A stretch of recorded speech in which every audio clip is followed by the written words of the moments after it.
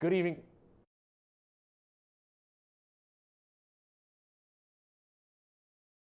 Good evening, ladies and gentlemen, and welcome to Crusader Sports Network. It's 4 weeks of football, the kickoff of 4 straight weeks of football streams here on Crusader Sports Network. It all starts this week as your straight Jesuit Fighting Crusaders take on Dawson. Hello, ladies and gentlemen. I am Thomas Hatfield. That is your student body president, Noah Allen.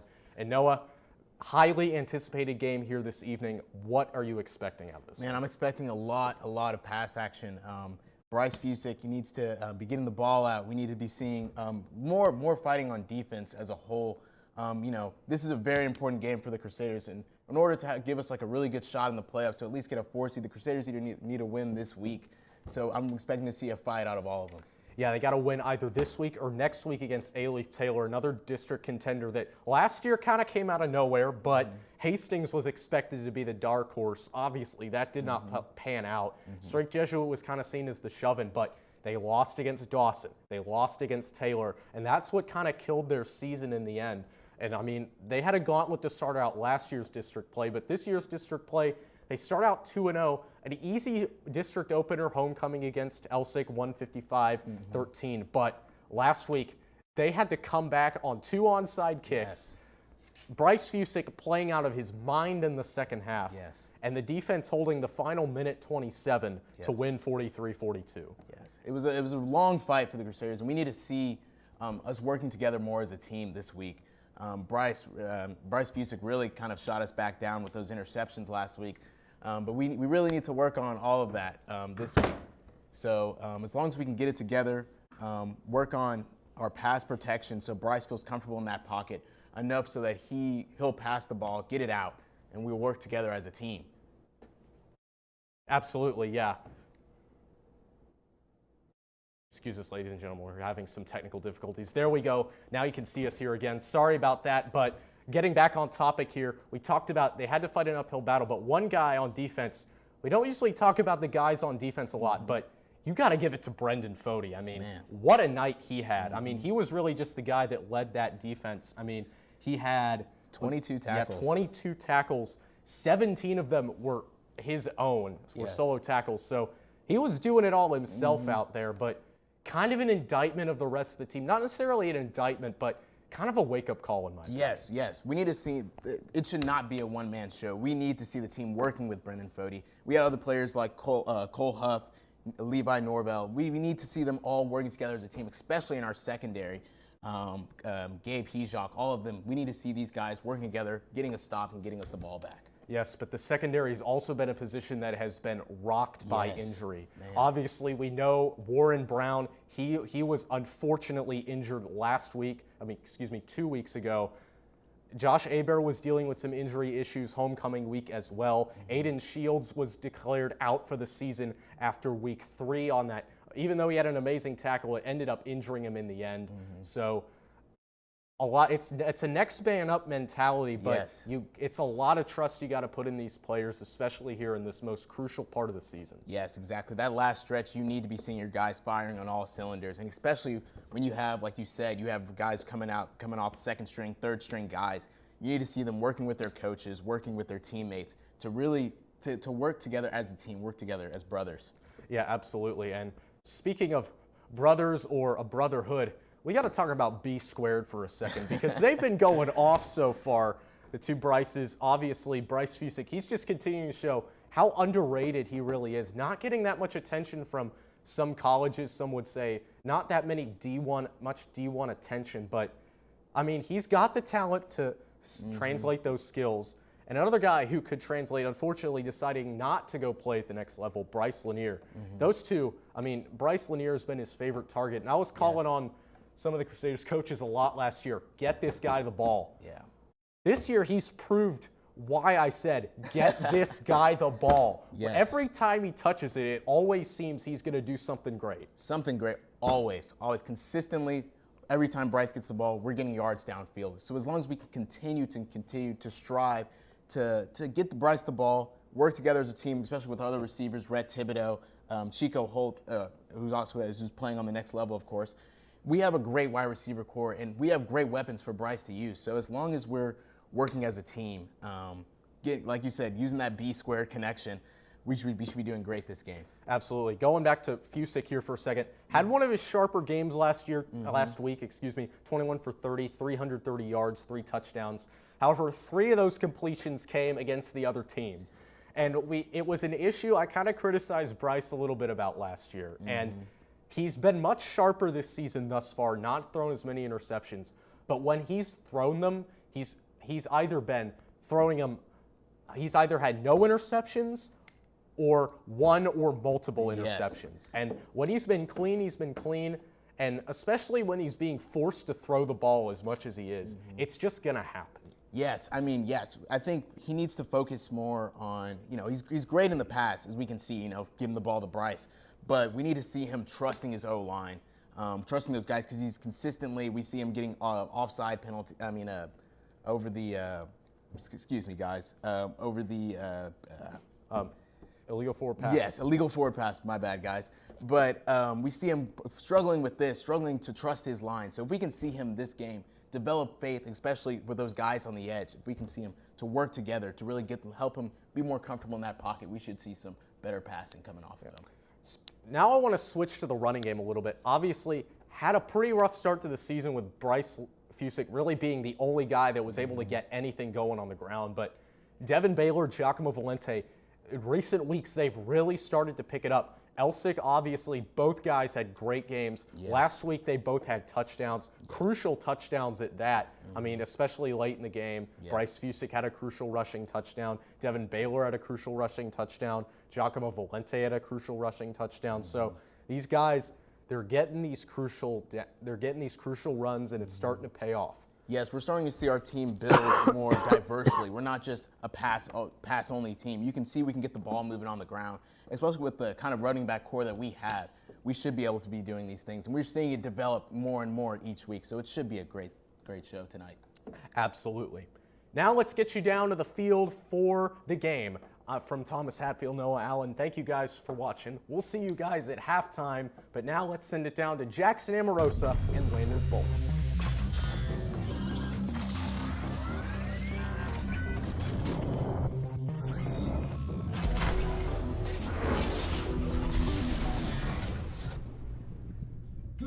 Straight Jesuit, and welcome to Clay Stadium as the Straight Jesuit Fighting Crusaders are just about to take on the Pearland Dawson Eagles, and we are just about to get it underway here. But thank you for tuning into the pregame show with Noah Allen and Thomas Hatfield. They did a great job debriefing you on some of the stuff you're hopefully going to see tonight. What I think will be a great game between two teams that are solid, that have been really good so far in non-district and district play. But as we wait here for kickoff, we'll just kind of continue, talk a little bit about. I'm Jackson Amorosa, and I'm here with my co-host Landon Foltz. So we're going to be taking you through the game here tonight. But right now, it looks like the teams are going to enter the field here in a minute. But so Landon, Straight Jesuits 3-2. They're 2-0 in district. Dawson 2-3, 2-0 in district. Right. So both teams undefeated. What do you think we're going to see from these teams tonight as they clash, and one team will lose their undefeated record by the end of the game? Well, Straight Jesuits been getting more and more heavy on the run game in recent weeks. With, like Thomas Hatfield said earlier in the pregame show, we had some good rushing touchdowns last week, and Bryce Fusick has been making less mistakes. So I think we're going to see a lot of runs down the middle and try and wear people down. But obviously, Straight is different than most of these teams in that we pass a lot as well, and we pass long to people like Bryce Lanier, Chico Holt, sometimes Rhett Thibodeau, and some other people. So that's going to be a big factor too. And for Dawson, they could really come out with anything tonight. Last week, or 2 weeks ago, we saw people who only passed the ball 3 times a game. And last week we had some more passes, obviously. But it's really going to be what Dawson decides to do to play against us. Yeah, definitely. Both teams are very versatile. They came in with a tough non-district schedule. The Crusaders had an upset actually in their second district game over Spring, and they also played DeCaney and Fulshire. That's who they started out those 3 games. And then, like we said, they are 2-0 in district. They had a very close game last week that really just came down to the wire. They were down 29-14 at halftime, as it looks like the Crusaders are going to enter the field out of the tunnel. It is pink out here tonight at Clay Stadium. The student section is getting ready to rock as we are just a few minutes now from kickoff. And here come the Crusaders as they take the field,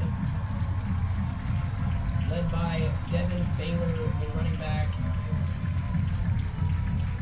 and Brendan Foti.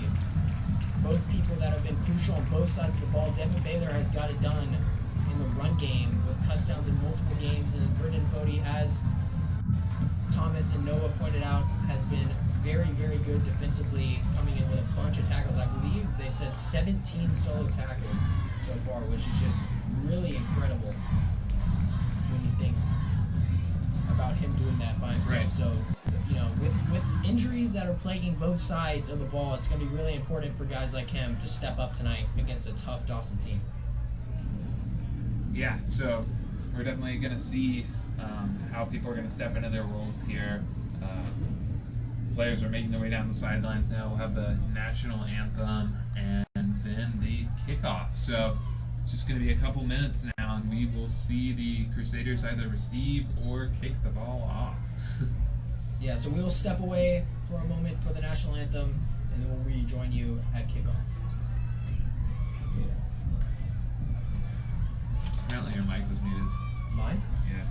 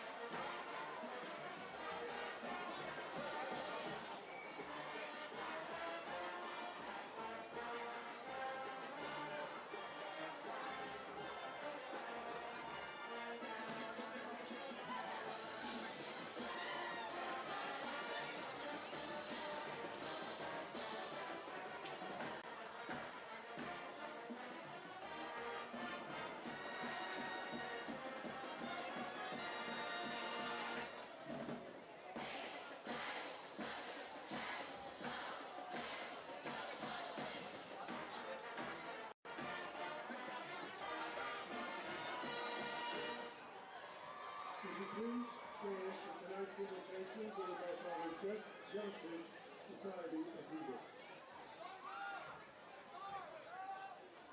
In the name of the Father, and of the Son, and of the Holy Spirit.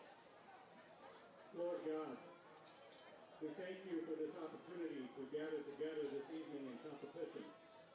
We ask that all those involved tonight may conduct themselves in a God-pleasing manner and show good sportsmanship no matter the outcome.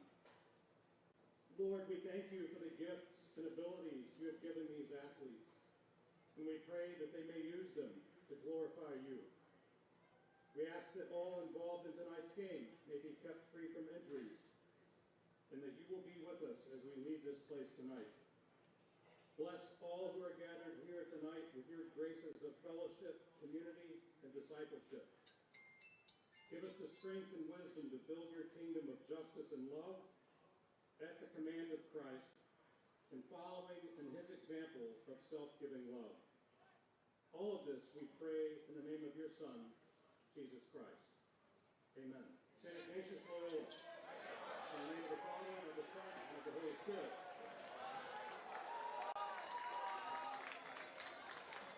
And now would you please remain standing. Gentlemen, remove your hats and place your hand on your heart for the national anthem performed by the Jesuit band under the field direction of drum majors Sophie Shira, Michael Long, and Jackson Cordes, and under the direction of band director Stoneberg and Taylor Sharp.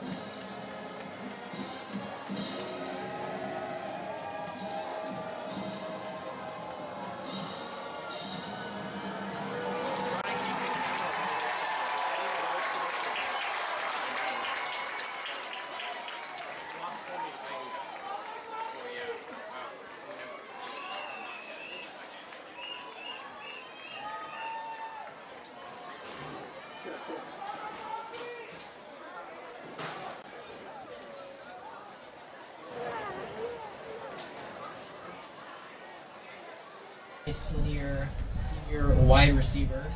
Chico Holt, senior tight end. Bryce Fusick, senior quarterback. And Jake Youngblood, senior linebacker, who will not be playing tonight.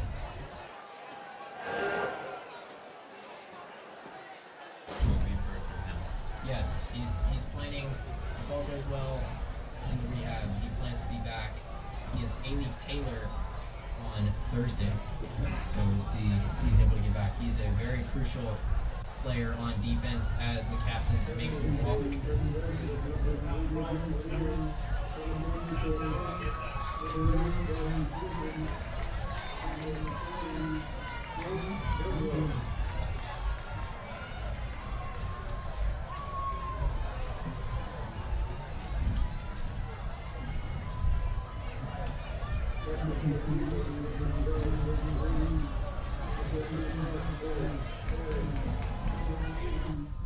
Captains for Dawson are not listed, but It looks like it is number 12, Gage Green, number 14, Josh Gillis Harry, number 80, yeah. Charles Anderson, and I'm not able to see, looks like 25, Aiden Treadaway, sophomore. 29. Tariq Benson. Oh, sorry about that, Tariq Benson. Where the hell are they going? Let's go. Kickoff. Should be a great game. Both these teams, as we said, are undefeated. Those records will fall tonight, but it's really going to come down to who can keep the mistakes under wraps. It's really going to come down to who wins the turnover battle. And the Crusaders have done well, as the season has progressed, to limit those turnovers. But ultimately, that's going to be a huge decider tonight. We've struggled with fumbles and interceptions, but Fusick has cleaned it up as of late. And it looks like the Crusaders will receive. Yep. Dawson will get the ball in the second half. They deferred. We are going to receive it going towards the end zone with the scoreboard on it. And Bryce Lanier and Josh Hebert are back to receive. Yeah, good to see Josh Hebert back. He's a key man in the secondary, dealing with some injuries around homecoming 2 weeks ago, but glad to see him back. He is crucial, along with another senior, Gabe Pijak, as they are going to try and keep the ball out of the air tonight against Dawson.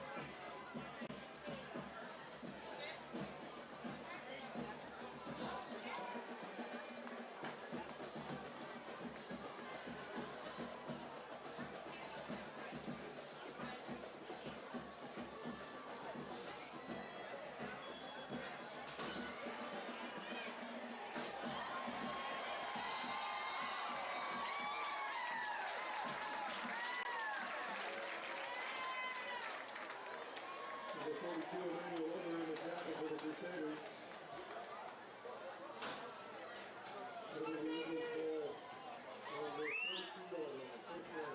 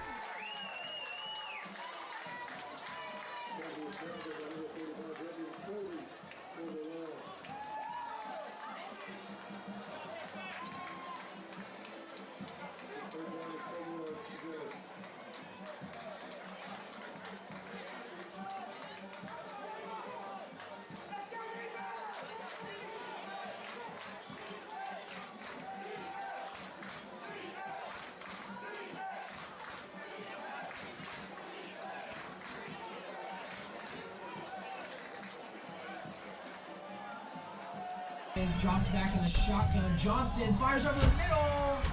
Incomplete. Josh A.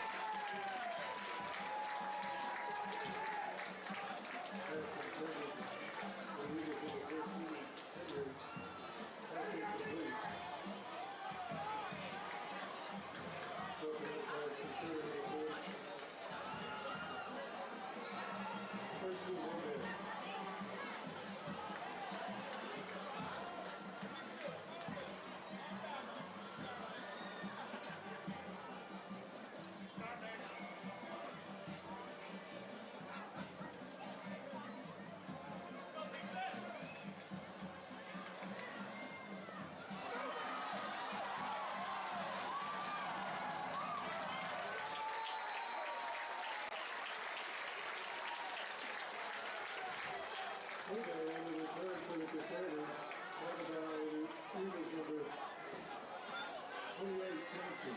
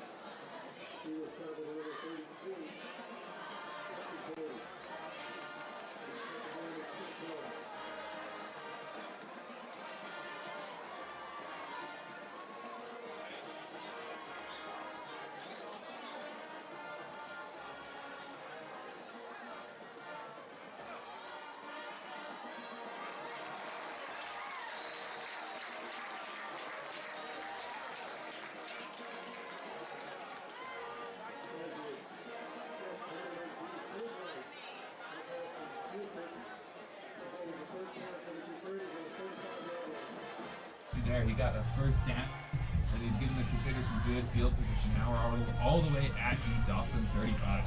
Yeah, you know, Fulbright's been a huge deep target in the spring game. He caught a touchdown for 60 yards, and you know, he's only a sophomore. You know, so playing behind Lanier and Thibodeau and Holt. And here's that same screen pass to Lanier. Not as much room on that play as he only gets about 3. But Bryce Fusick has been perfect so far in the air. And the Crusaders just keep chugging. Positive yards only so far, which is good to see. And they're keeping a nice pace and changing up the plays, which is very important. But once again, just got to continue to limit the mistakes, and they've done a good job so far. Fusick is about at 100 yards passing here, 4 for 4. And here's the handoff to Valente up the middle. Very close to first.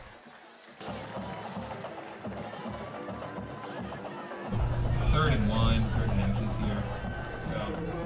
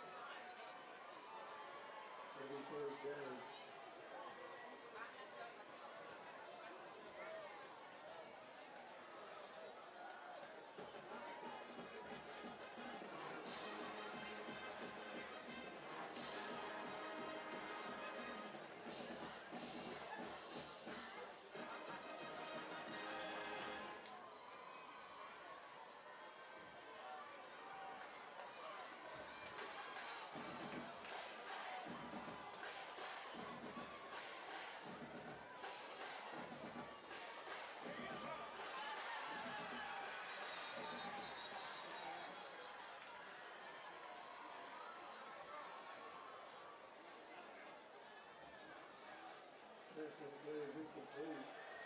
First of all, Eagles on 97. On the play.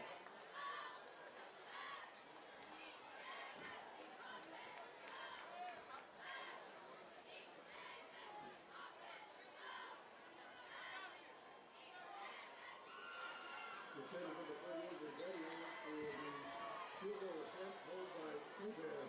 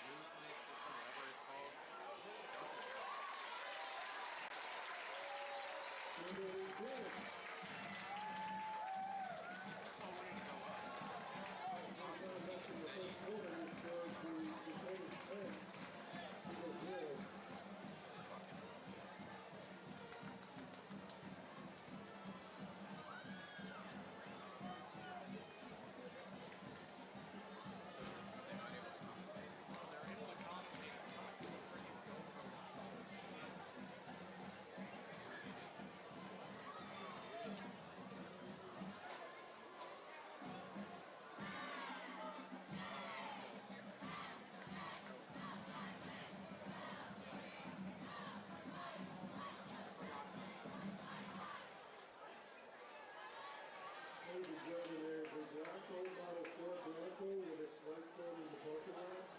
Black old model Ford Bronco with its lights on in the parking lot.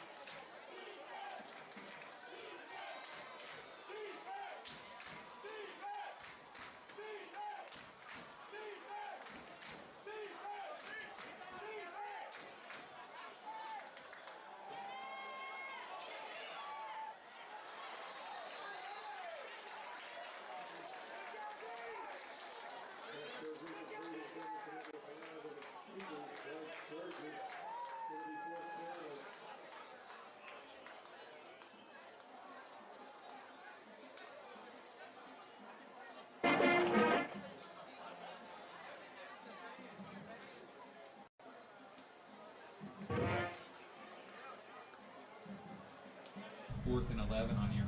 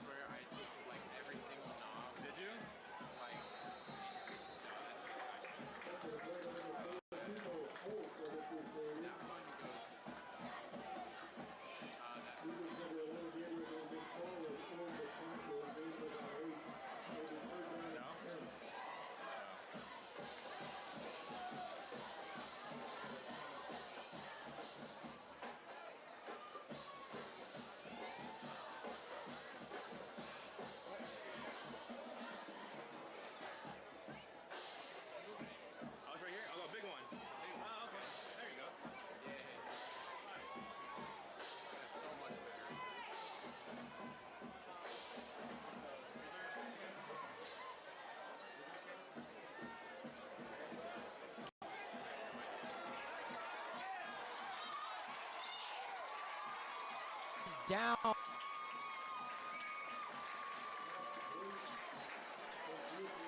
Listed, but it was number 0 on the Dawson team. But man, Thibodeau once again gets some room in the little wide receiver bubble screen. And you know, on a 3rd and 10, you know, the defense might not be expecting kind of to check it down like that, but they kind of threw him off a little bit, and with a elusive Thibodeau, he was able to find some green grass and move the chains. Yeah, huge gain there from where we were before. And we'll set up the first down with an empty set, 5 wide receivers. Yeah, and Lanier comes across in motion. And here it is again, another screen pass as Lanier gets to the outside. Man, he's so fast. Yes, he is. Man, very good gain there. Just, man, once he gets to the outside on those hash marks, it is, you just know you're going to. Hello, and we may actually be here now with the audio fixed, possibly. So we're going to be calling the game as we have been the whole game, apparently to no or messed up audio. And we have the ball down at around the 10-yard line for the third time this game. And hopefully we can put it in here for the 2nd time.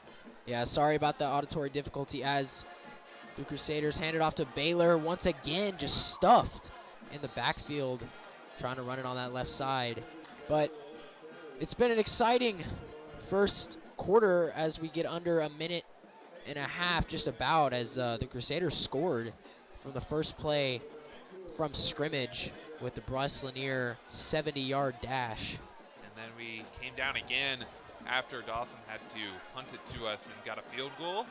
Same situation now. We're down at about the same point that we were last drive. Ended up getting a field goal. Hopefully we can get it in for a touchdown here, as it's been all Crusaders so far with about a minute to go in the first quarter. Yeah, for sure. As Fusick in the backfield, he rolls out looking. Oh, and it's picked off. That just was not the best read there. The guy was right on him. It looked like Rhett Thibodeau may have been more open in the end zone, but everybody was pretty well covered there, and just a mistake there. Pretty costly down at the 10-yard line. Dawson's going to get the ball, but they have not had a ton of success on offense so far, so we'll see where this drive goes. Could easily be another interception here.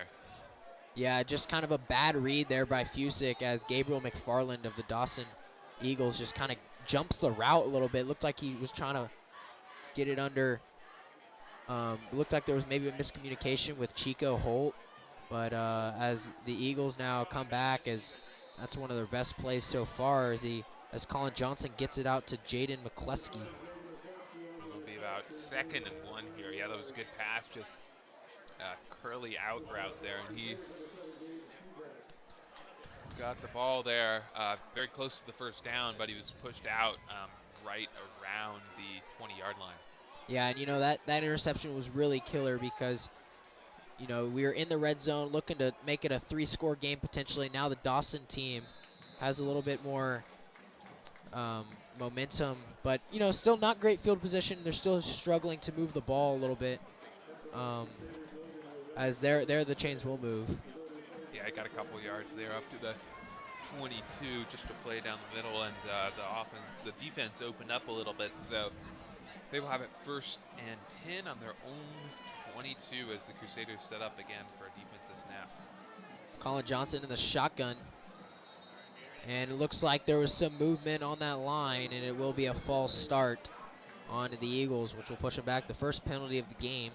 Not a great one if you're an Eagles fan, as that'll set up 1st and 15 deep in their own territory. The Crusaders defense has been great so far tonight. Wouldn't you agree? Yeah, not a lot of yards allowed. That was the first down allowed all night, and we're at the very end of the first quarter, so just combined defensive dominance. Only one complete pass so far, and we just let's hope we keep this pressure up on them. Yeah, for sure. As looks like there's going to be a stoppage in play, and the referees will ball placement maybe. Looked like there might maybe an issue with the clock, but looks like they maybe got it situated. Yep, we're down down to about 24 seconds left in the first quarter. Looks like Dawson's going to get set again for perhaps the last play of the quarter. Oh, and now the clock is running again. So they were just getting that ready. Johnson in the shotgun, going to hand it off to Burgess as he tries to get it up the middle. Going to be brought down by a bunch of Crusaders there on that front 7.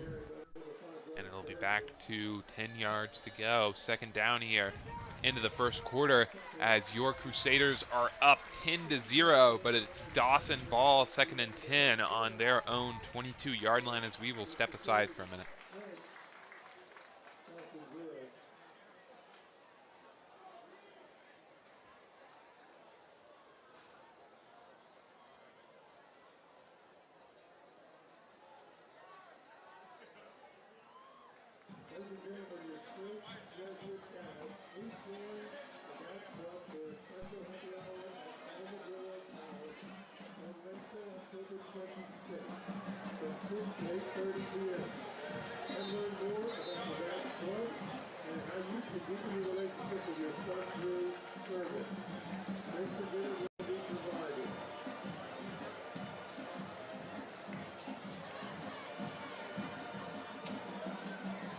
And we are back as they flip the field here. Dawson's still deep in their own territory on 2nd and 11 after a run play by Burgess, who looks like he's going to be their key guy in the backfield along with Colin Johnson, who is also good on the feet. So they will look to continue to try and move it up the field. They haven't really had much success doing that. The Crusaders' front 7, especially that defensive line, has been really good. Especially, with some young guys. Austin Codwell, the junior, is up there. Number 91, Marcus Harris, the junior. 57, Logan Lorenz, the sophomore. So very young, very talented defensive line is going to be trying to put pressure on Johnson all night. And they've done a great job stopping the run so far. Yep, only one first down so far by Dawson as they set up for 2nd and 11 here in a shotgun set, and we will have another stoppage here. Not sure why this time. Yeah, it looks like there's just some confusion as the refs reconvene. Can't really tell what the issue is, but trying to get it all sorted out. But the offense has looked good in the first 2 drives, but unfortunately their 3rd drive, which they were knocking on the door of the end zone, ended it in an interception. So what do you think we're going to have to... Looks like there was an issue with the chains, if I heard him correctly. Yeah, not sure what. They looked all right there. It looks like we are on the 22. First down at about the 32 and a half. I think they're really just going to have to be ball security here because we got points on the 2 drives we didn't turn it over. Johnson fires. He's got an open guy. Number 13, Braylon Howard. He's going to be taken down by, I believe that was Nate Twardowski there. But, man, he found an opening in the zone for their longest play of the night. He had some good protection, had some time in the pocket, but great play overall. Yeah, we had zone defense there, just found a gap between the linebackers and the quarterbacks, and he managed to pass. And dangerous pass there. Johnson, a little miscommunication. Looked like the receiver, number 7, Jaden McCluskey, went in, and he threw it behind him. Very lucky that it wasn't intercepted because that would have gone to the house.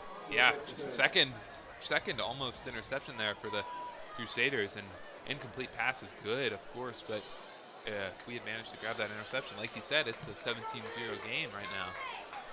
And I guess they're going to be rethinking their passes here as they come out again. They've been playing shotgun basically the whole game. Yeah. Yeah, and they're going to play again. Yeah. Johnson, once again, tries to get it out to McCluskey, but Gabe Hejak was right there on him. No blocking, just kind of a little bit too forward of a screen pass that you like to see, or just a quick pass, because Hejak was right on him from the line of scrimmage. If he had caught that pass, he would have been straight up drilled there for only a couple yards gain. He's probably lucky he didn't catch it there, as we'll be about 3rd and 10 now. Coming out in the shotgun again, 4 wide receivers. Very easy to see what they're doing each time now. Yeah, gonna drop back, looks, and he's gonna run. He's That got should some be a room. holding. Oh, and he runs into the ref, knocks over the referee. Hope the referee is all right. Looks like he is, but he did help a little bit on that tackle. Yeah, I don't think it would have interfered too much because it looked like we were going to bring him down for about 4th and 1 there. It looked like one of those offensive linemen just pancaked one of our guys there. Not too much pressure, but they managed to. And here they're gonna go quick, and they're gonna get it in more. Wow, the Crusader defense caught off guard a little bit there as they go quick out of the huddle and give us a taste of their own medicine when it comes to the QB sneak. Those guys weren't even close to the line of scrimmage. All the defensive linemen are about 1.5 yards off the line of scrimmage. Just were not ready for the snap there, and Dawson got about 5 yards on the QB sneak. So they'll come out again now with some momentum going in the Crusaders half the field for the first time all game. Maybe try some more sneaky run plays. Yeah, they're, like you said, finally in Crusader territory as Johnson in the shotgun going to hand it off to Burgess, who goes up the middle for a gain of about 3. Number 99 in there, Graham Droulette, the junior, on the stop. Yeah, and they've definitely been much more successful with runs here. Graham Gillette had a great tackle just for 3 yards, but recently they have had success on the ground, and I'm guessing based on the performance of the quarterback so far this game, other than that one pass, maybe we'll see a lot more runs here. Although we did get that one long pass through our defense. Johnson in the shotgun, gonna hand it off this time to number 15. He's got some room. Gonna be brought down. The last defender there, that's number 12, Jaden Jenkins, the sophomore, was the only thing that stood between number 15, Kenneth Stroman, and the end zone. So lucky to kind of bring him down there, but man, he got a full head of steam. Yeah, we need to do something about those. The Crusaders need to do something about those runs up the middle, because that's about 4 times they've done that in a row, and they've all gained some amount of yards, although this is a different formation here. But they're going to do it again.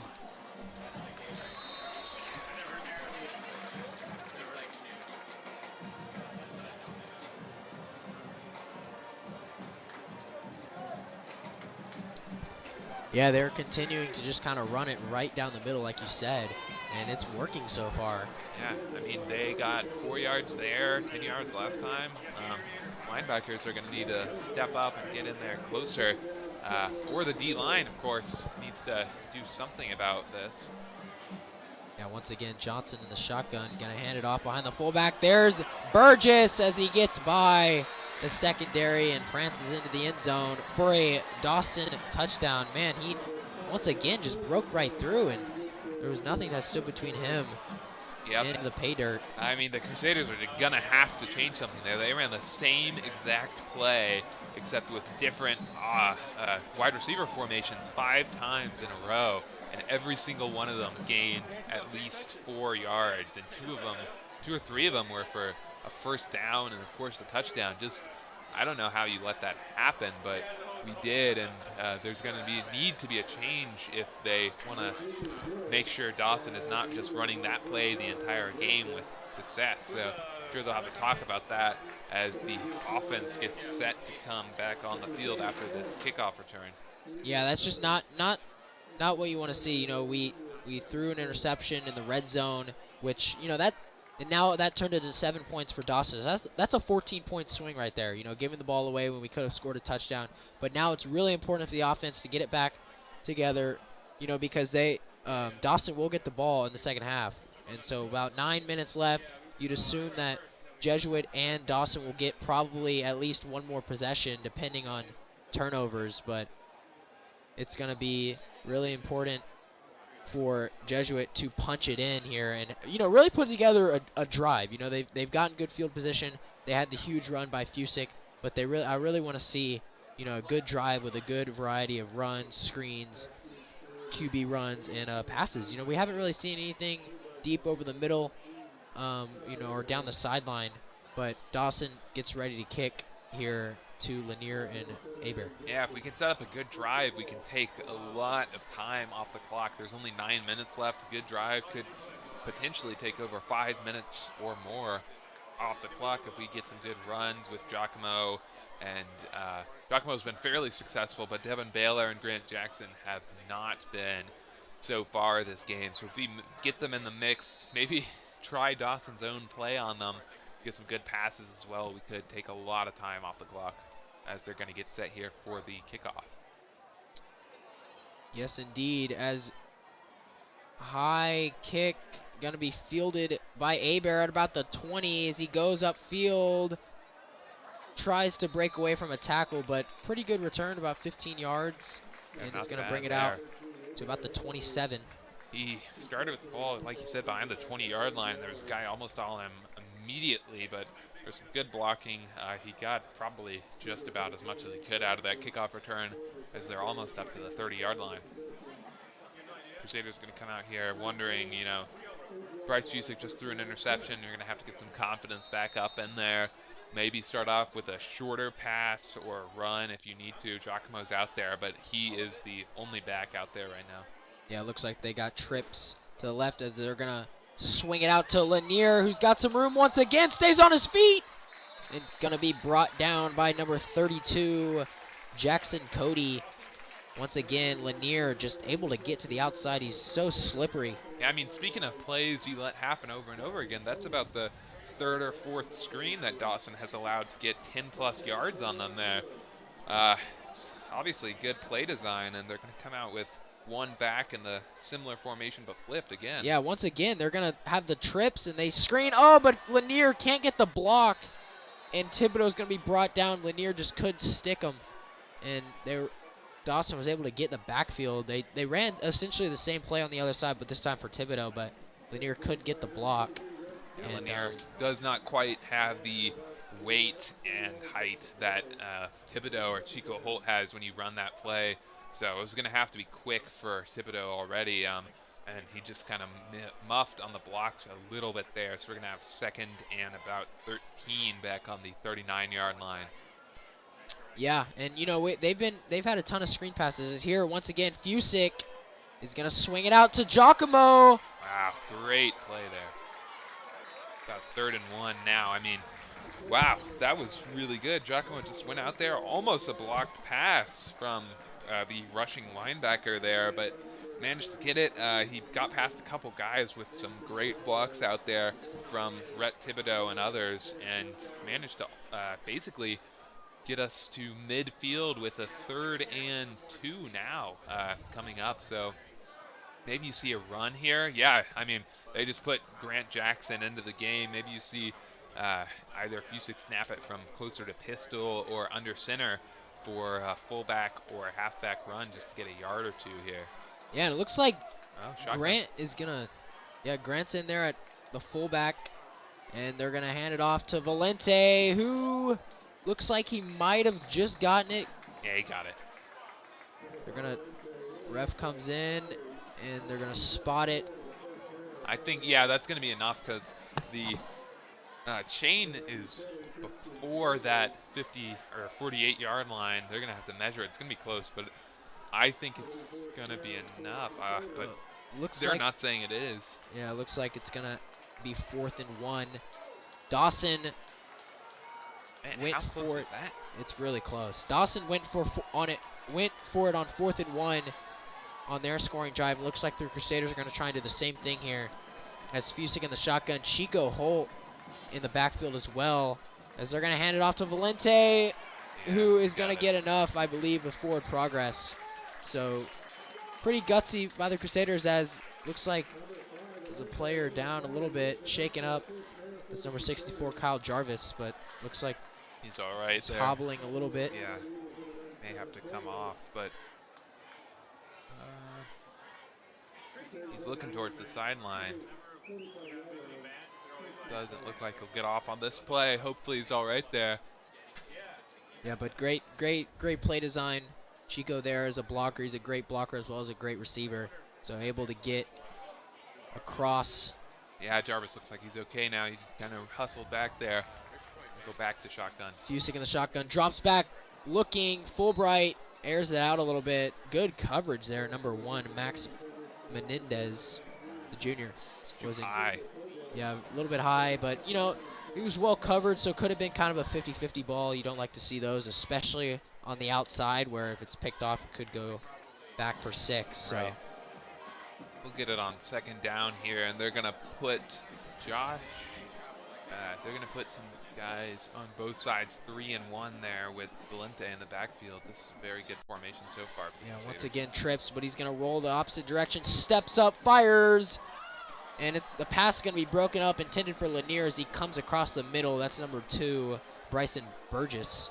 And I think, I'm not sure if they told Fusick not to run it as much anymore, but last year at least that play probably would have turned into a run because he stepped up almost to the line of scrimmage, and I believe with what kind of coverage they were running, he at least has the first down there, if not more, 'cause he's a quick guy and there wasn't really anyone there who would have stopped him.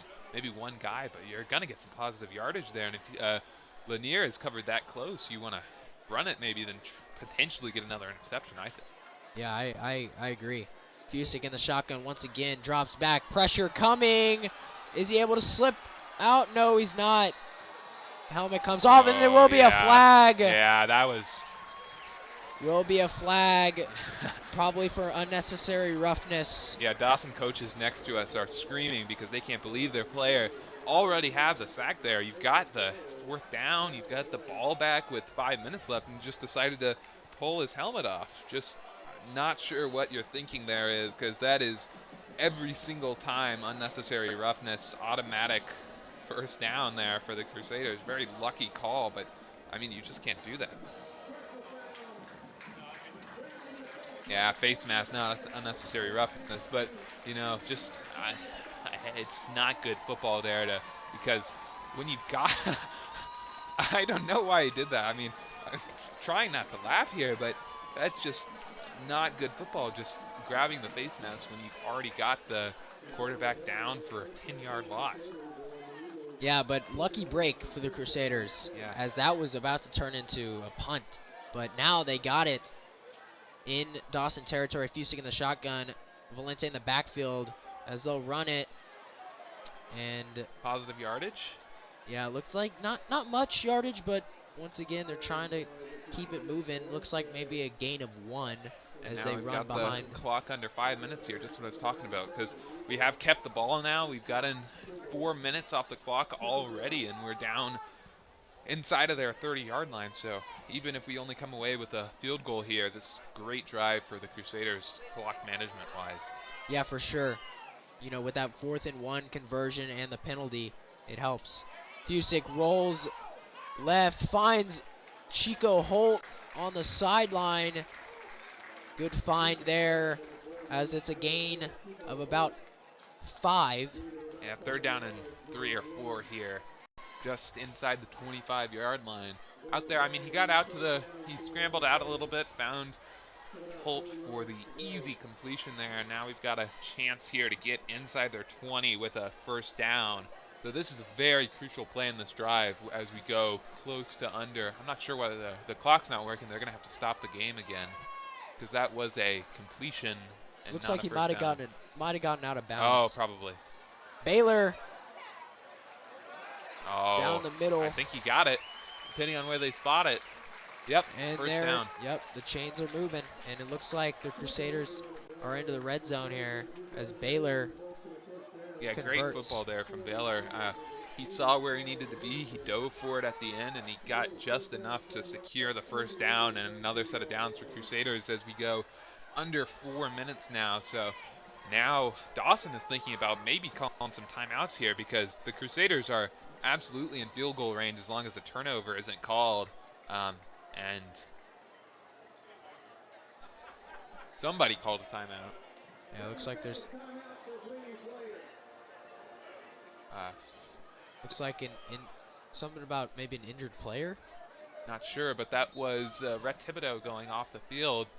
Yeah, looks like he might. It could be an issue with his something in his face mask there. He looks all right. He's still running and walking. They'll just check on something on him as we get back to the action here. So Fusick Red is all right. in the shotgun. He's got Baylor and Giacomo in the backfield as he hands it off to Baylor around the side, and he's going to be pushed. Wow. Keeps the legs moving and just barrels his way. Let's see where they spotted here. But a great run after contact, as looks like Thibodeau's going to head back into the game. But, man, he is, once again, another tough guy to just bring down. You know, even when you got multiple guys on him, you just keeps the legs moving and gaining some really tough yards. As looks like there's some confusion. Yeah. Man, this has been quite an officiated game here. I mean, well officiated. We just had a lot of a couple issues with the clock and a couple injured players here. So the officials are doing well here. They're doing their jobs. Looks like they're going to spot Baylor down pretty far back here. I'm not sure what exactly has happened, as nobody's saying anything yet. The coaches are talking to the referees. I'm sure they'll give an announcement in just a moment, but they have us back at the 20-yard line as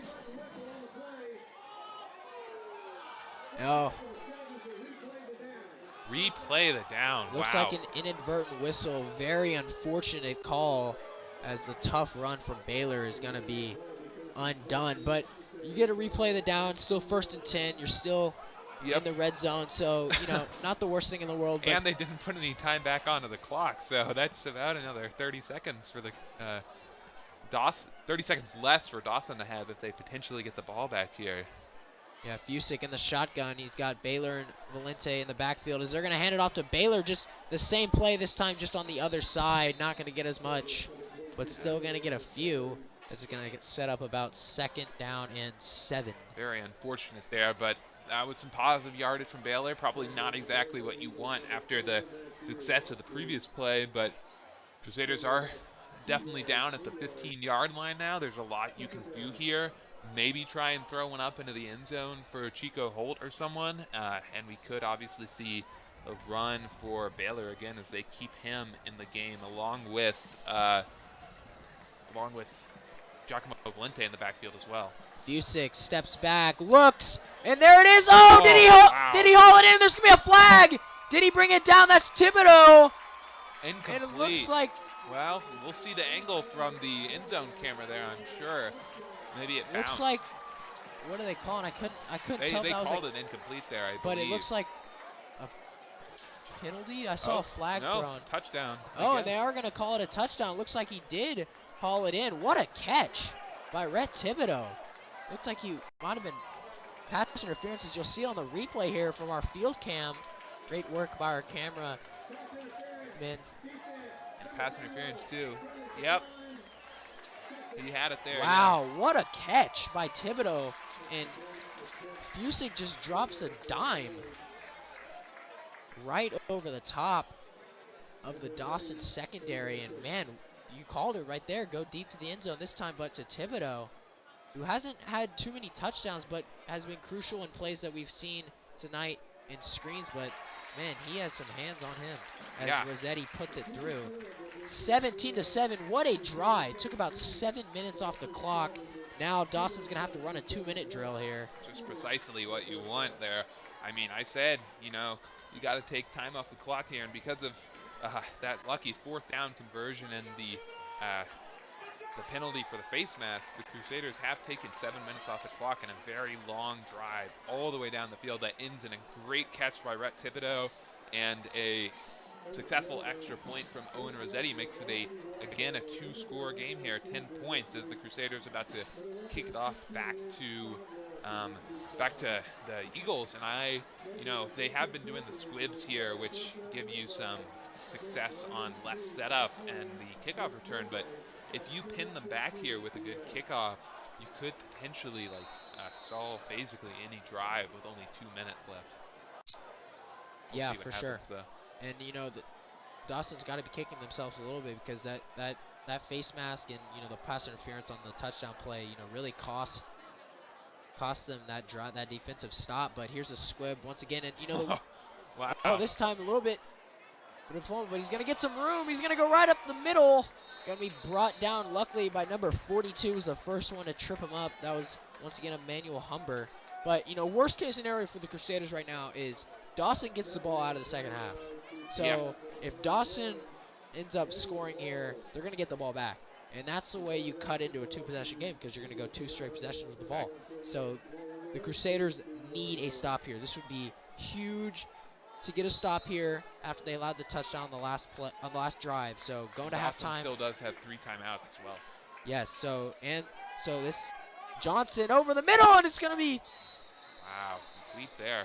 That was caught. a laser of a pass. Yeah, it was fitted into such a tight window to Braylon Howard. And they're going quickly, like- not using a timeout here. Yeah, they're going quickly. They're trying to get this one into the end zone before halftime. They're going to hand off to Burgess, who's met by a wall. Looked like that was number 91, Marcus Harris, on the stop, as well as a few other Crusaders as they continue to push the pace here. Johnson in the shotgun, Burgess to his side. He's going to fake it.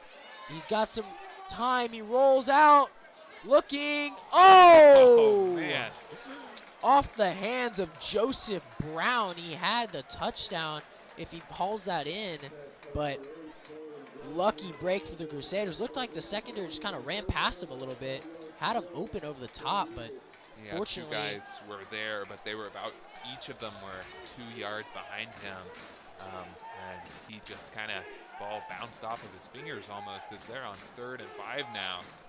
yeah, huge play here for the Crusaders trying to get the stop, but they bring in the fullback with Burgess as they're going to hand it off, and he's got some room, and there he goes. Burgess to the house once again, and just a breakdown of the defense and secondary.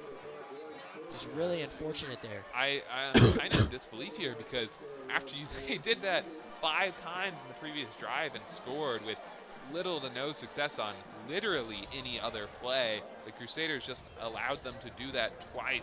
The first time for positive yardage and the second time for an easy 40-yard touchdown there. I mean, maybe in halftime they'll do something, but that's the one play that's consistently worked for these guys the entire game, and they weren't ready for it this drive.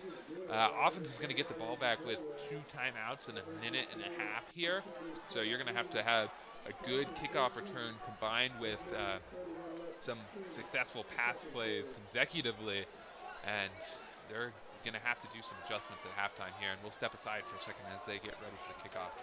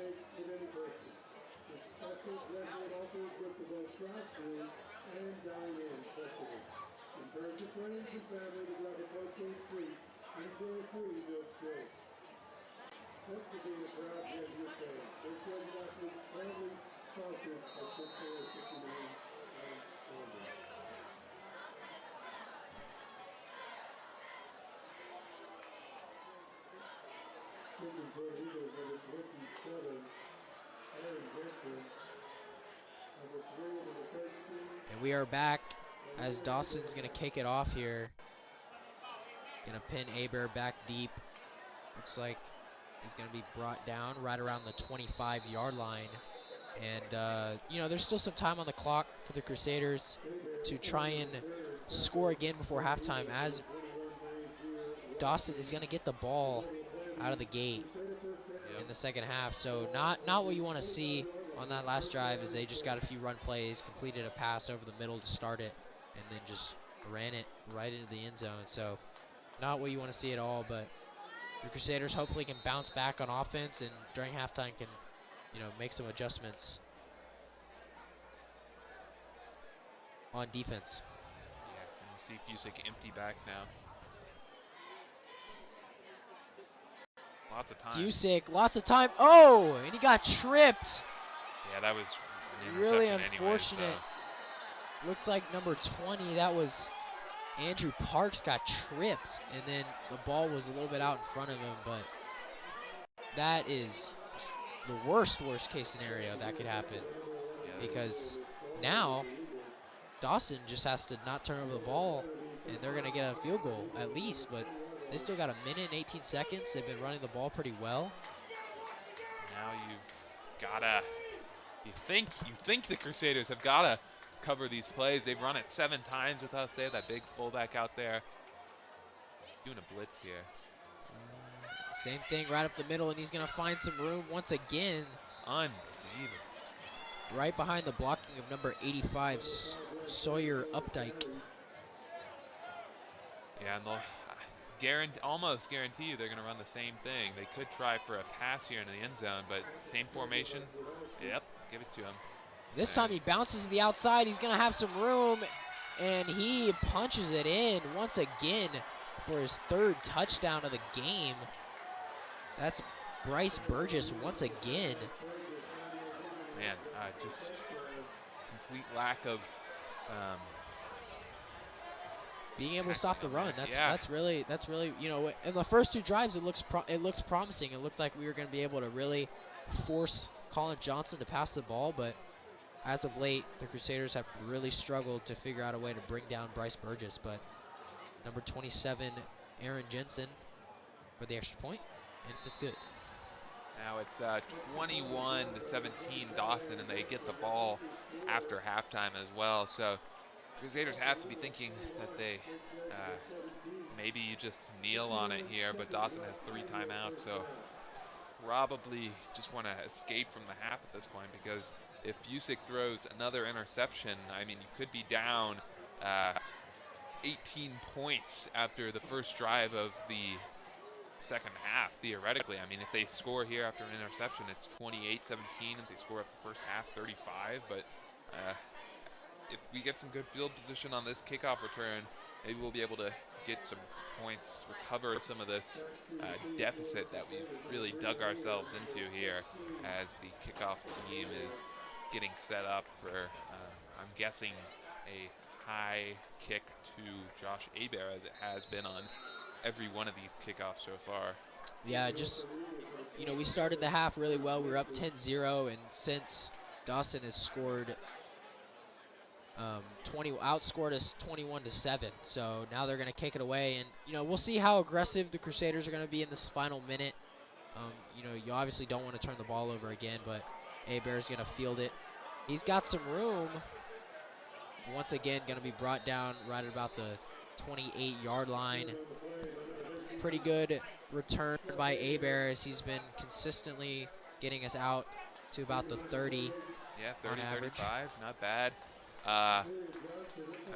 Probably going to be telling Bryce Busick, just, you know, make sure your receivers not got 2 guys on him, or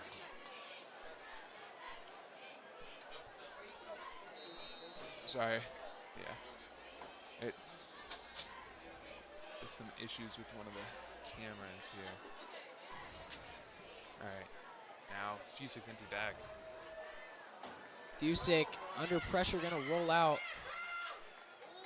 and just gonna get rid of it.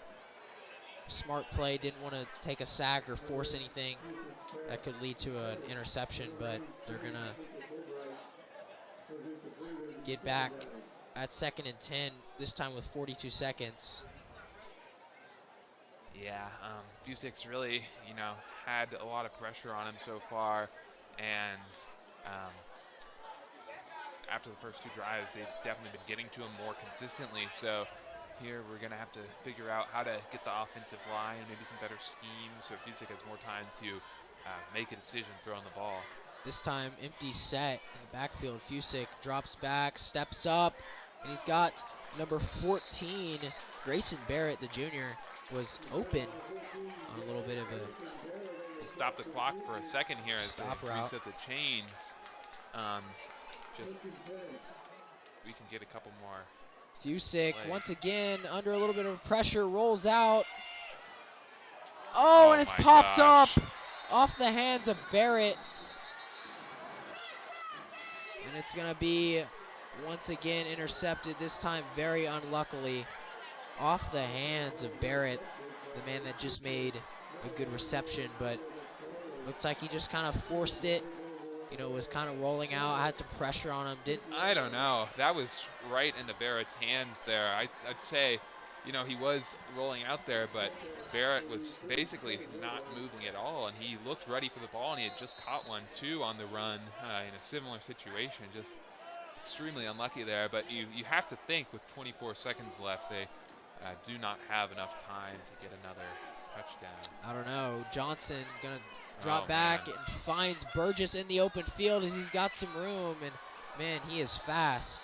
They do have 3 timeouts, so they'll have time for 2 or 3 more plays depending on what they do with them here with 16 seconds left on the clock. Yeah, the Crusaders just a few unlucky passes by Fusick went into the hands of the opposing team, and now they once again are set up. You know, 16 seconds, 2 timeouts.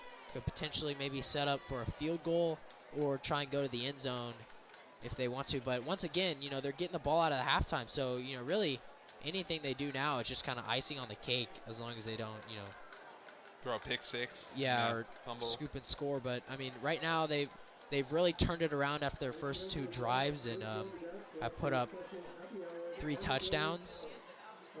2 of them coming off of interceptions. You know, unfortunately, we talked about at the beginning of the game as well as in the pregame show about limiting the turnovers, and that has definitely been an issue so far, as Fusick has unfortunately thrown 3 interceptions in this half. But you know, there's still second half, and you know, despite that, we're only down 4. And you know, if we get a stop right here, and we come out in the second half and get a stop and get the offense back moving, then we're going to be in good shape. But here, Johnson in the shotgun, going to drop back, looking deep. He's got a man.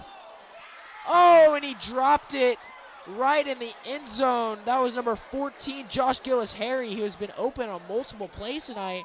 But, man, he just burned his defender. Looks like it was Josh Aber, who just got back in coverage right when the ball hit the hands. But, man, that was a lucky break for the Crusaders because he was wide open when he got in the end zone. Past Aber, he looked like he just basically outsped him because he just ran straight down the field and he was in the end zone, hands open. I guess he just dropped the ball, didn't see where it was coming to. You know, very unlucky for them, but lucky for the Crusaders that they didn't score on us twice in the last minute of the half, which has now been a very, very long minute for the Crusader defense. And Dawson, you know, I mean, no reason not to take a timeout here because feasibly there's only 2 plays left in the game and the half with 9 seconds left. So we'll step aside for a second.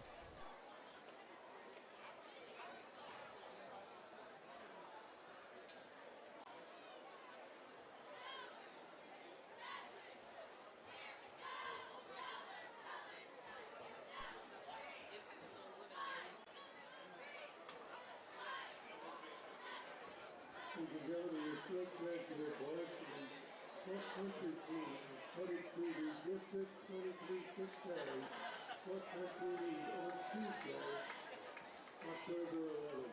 Good luck, Crusaders.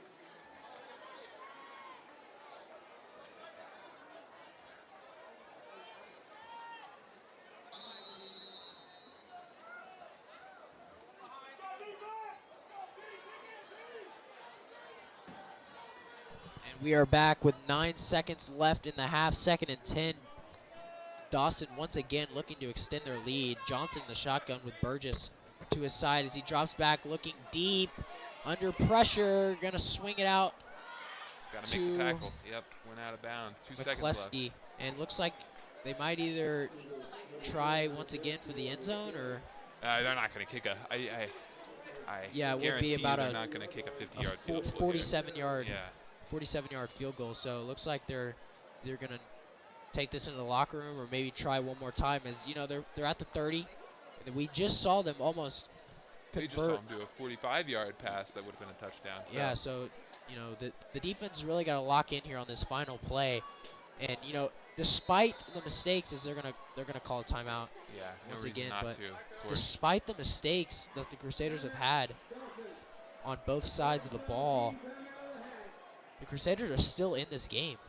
As long as if they can prevent a score right here, four points down, and then they can get a stop. Getting adjustments in the locker room. Yeah, definitely. The team has been really good this year at coming out of the locker room in the second half and really doing a great job of adjusting, and that has really led to some positive outcomes. Yeah, we definitely need to keep the mistakes to a minimum in the second half.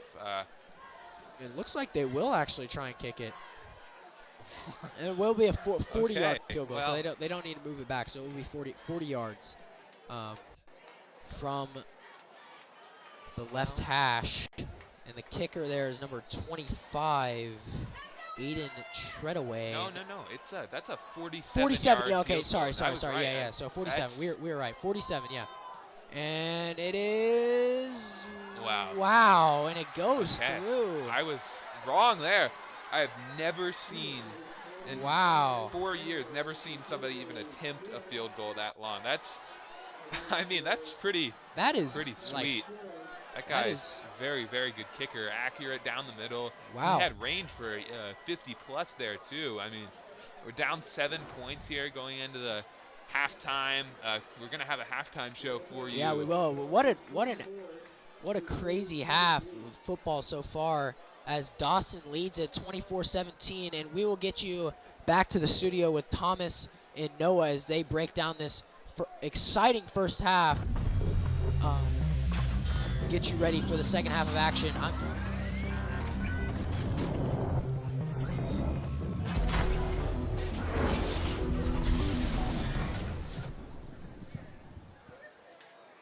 The studio, ladies and gentlemen, Thomas Hatfield and Noah Allen, and that first half happened, and that's all I'm going to say. Crusaders' hot start. Incredibly hot start. That quick, the early touchdown from Bryce, and the field goal, put us ahead by 10. But man, Burgess, 3 rushing touchdowns in the first half. 2 of them came within the final 2 minutes of the game. And final 2 minutes of the half, excuse me. And you look at that defensive coverage, the D-line, the front 7, the secondary. They just had no answer for him. That dude is fast. Dude, they were not working like I said before the game. They were not working together as a team. They're not spacing themselves out. They're not getting to the ball fast enough. They're letting him break through and just get downfield every time. Absolutely. And outside of those last 2 minutes, though, that defense, they were pretty good outside of that one touchdown. Yes, they were holding up. Exactly. The entire first quarter and all the way up to about 2 minutes left in the half, they were getting it done. Held them back, didn't let them go more than two full things. But it was a pretty good start. So hopefully they talk and they get it under control, because man, we need an answer. Yeah, absolutely. That was just a rough final 2 minutes, and I want to zone in a little bit more on that, because some of the mistakes that were made, that I wouldn't say they're inexcusable, but it's just, you just can't do that. Exactly. Grayson Barrett, he had that right in the breadbasket. It looked like he kind of just flicked it up. Right, I was just watching, you and I were watching in here, we were just like, what is going on down there? Exactly. You left, it was 17-7. You walked in here, Burgess had just walked in for his 3rd touchdown. Exactly. The fact that in such a short amount of time, you would think we managed to just completely tear down our lead. So whatever they're talking about in the locker room, they need to get it together, because we cannot let them just continue to build this momentum, because it's gonna put us even farther back behind. In a game where we told it's important, it's a good game to win. It's especially a good game to win. We don't need to win it, but it's a very good game to set us up in the future. Yeah, it would be a must-win game, but it's kind of a must-win game here. 3-0 in district to start out. You take that pressure off going into a very important game next week on a Thursday night. So you aren't going to get that cushion of that Friday night later start. Exactly. You're going to have to go in with the earlier start at 6 p.m. on the road. Crump Stadium can be a tough place to play. It is. We've seen it before. The Crusaders, when they played there for the last few times, it's been rough. So whatever they're doing now, we need to work on not necessarily all Bryce Fusik's fault, but man, the wide receiver core. I was praising them earlier, but man, they're flicking the ball. Grayson Barrett flicking the ball up at the last second. The fumbles, the drops. We're not like I said, working together as a team. We're not moving the ball downfield fast enough to compete with this Dawson team that's just suddenly enlightening. Speaking of teams, like we were talking about A-Leaf Taylor, that we'll get you updated with the scores from around District 23 6A. First, we take you out to Freedom Field in Alvin. Shadow Creek is up on A-Leaf Elsick at halftime, 42-0. Man, putting in a clinic. Yeah. Now we take you out to Crump Stadium in A-Leaf. A-Leaf Taylor up on Hastings, 24-0. At the Rig, Pearland is up on Alvin, 26-0. And then, of course, here, your score at halftime, Dawson 24, Jesuit 17. And going into the second half, what the Crusaders, give me a couple things the Crusaders need to get right here. Man, we need to get defense. Like those last few minutes, we're not getting it done, especially after what we saw unfold. Burgess with those 3 touchdowns, we got to get that under control. So I don't know how you set up a scheme to better prepare yourselves for that. But whatever we got to do, we got to get that done. On offense, we were really hot start with Bryce and Rhett Thibodeau. So I think we need to feed those guys more. Bryce has been a consistently great player for our team. The B square connection has been consistently good. So I think we need to feed that more. Definitely, keep those other wide receivers on the lookout, and we need to get this ball, keep this ball moving, and especially on the ground too. I need to see that run game develop as we go on.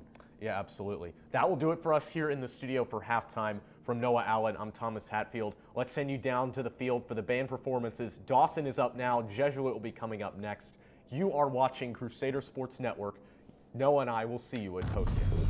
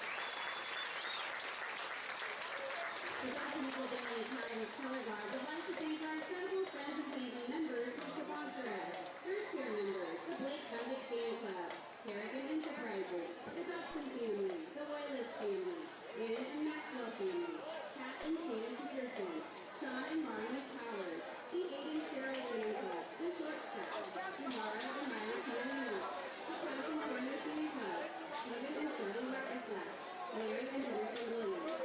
Second tier members, Angela Atkins of Omega Boxing, Sherry and Dawson, the Taylor family, Mr. Edgar A. Alvin family, the Pitt family, the Cummings family, Bobby and Sally Paxton, Stephen and Virginia Turbach, the Tupac family, Tom and Hugh Lee, the Perkins family, Paige and Ron Pittman, the Sardawa family, Steve Sing Chi, Philip and Kelly Terry, Cody and Sonia Russ. We would also like to thank our third tier friends and family members.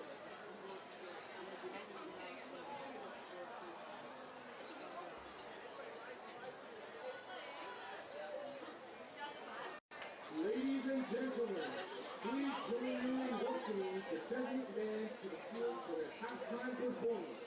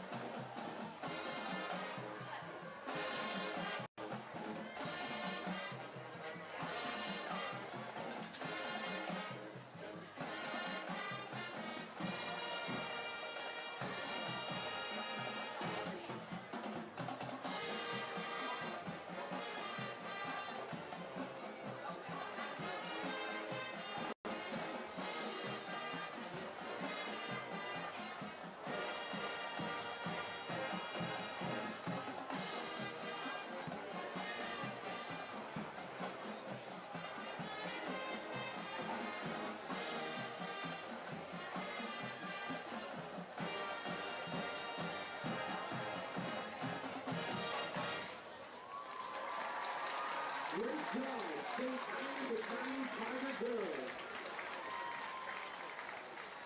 Now, the drumline will perform Chili.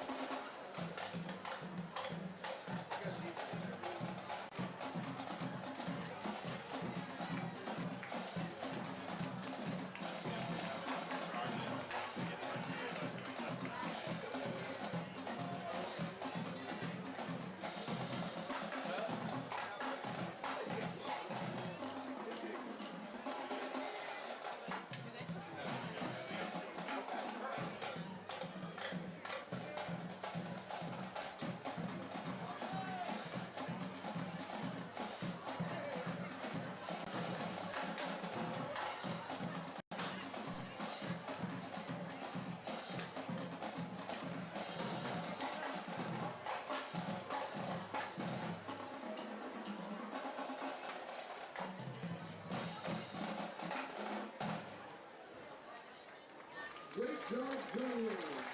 Next, our band will perform Seven Nation Army. The band is led by drum majors Sophie Sierra, Michael Wall, and Jackson Close.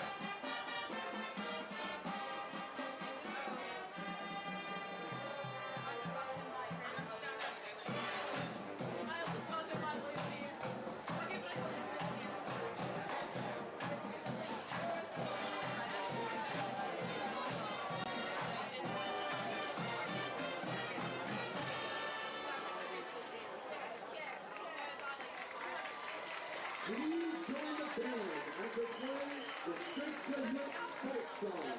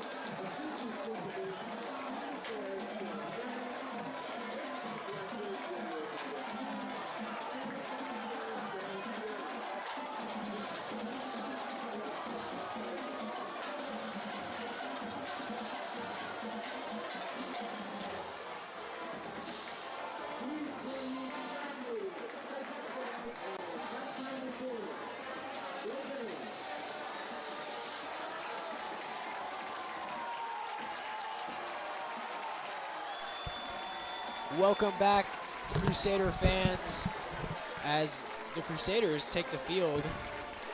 Coming into the second half, they're down right now 24-17 to a very tough Pearland Dawson team that has really found a niche in the run game late in that half that led to a few touchdowns off some turnovers, some costly turnovers, but unlucky ones, interceptions that came from bouncing off the hands of receivers and just some miscommunication between the quarterback and his receivers. But unfortunately, the Dawson Eagles will get the ball out of the half.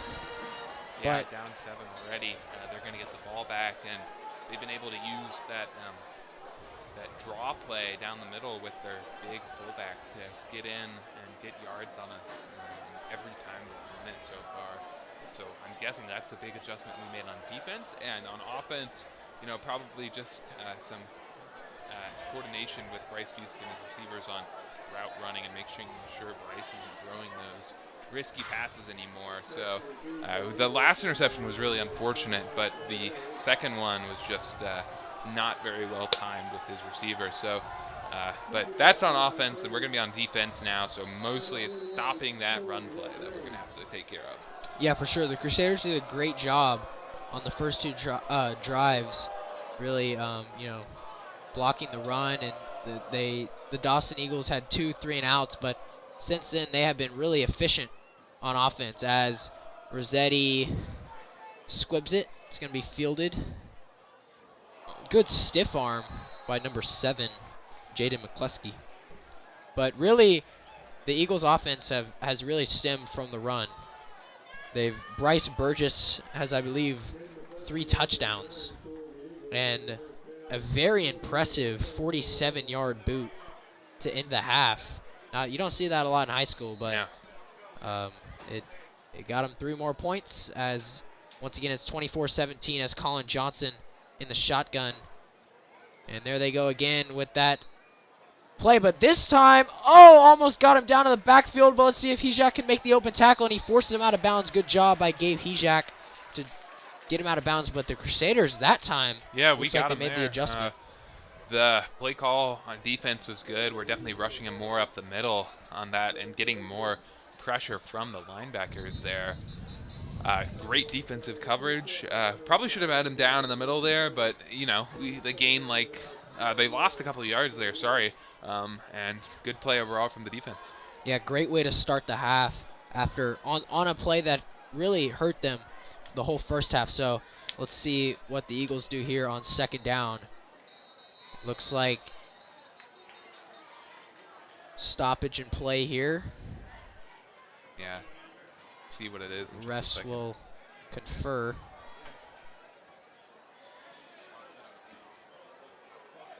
Not really sure what the stoppage is. This has happened a few times in the half. Looks like maybe it's just some issue with the... I don't think it's an issue with the clock, but... They just kind of... maybe there was an issue with an inadvertent whistle in the first half. Yeah, but this may be like ball placement? Because they just kind of reset the ball there. But here we go again. Second down and 12. Johnson rolls right and has a man open, but cannot haul it in. That was number 13, Braylon Howard. Had him open on kind of a crossing route towards the sideline, but a little bit outside his catch radius. So that'll bring up a long third and 12, for the Eagles. And right now the Crusaders are doing exactly what they did at the start of the first half, which was stop the Eagles offense and force a punt. So let's see if they can complete the 3-and-out right here. Yeah, I think we just maybe got tired that first half, sorry. Johnson, pressured, rolls out, looking. Oh man, he got by him. Late and hit. Is it going to be a late hit? And fortunately, no call, and it's not going to be good for a first. That was number 95, Jackson Prismeyer, the junior, got to the quarterback first and forced him out of the pocket. And Johnson did a good job with a juke, and the Crusaders were able to get him down. It was very close to being, I think, a late hit penalty because it looked like he was trying to get out of bounds there, and we did get the tackle. It wasn't called, obviously, but we saw a not smart play by the Dawson defense in the first half, and we definitely don't want that to happen again in the second half because there's risk of player injury and penalties. Here's the punt. Great job by the Crusaders coming out of halftime and making the adjustments as it's fielded this time by Lanier. He is a dangerous returner as he put one to the house during homecoming 2 weeks ago on a punt.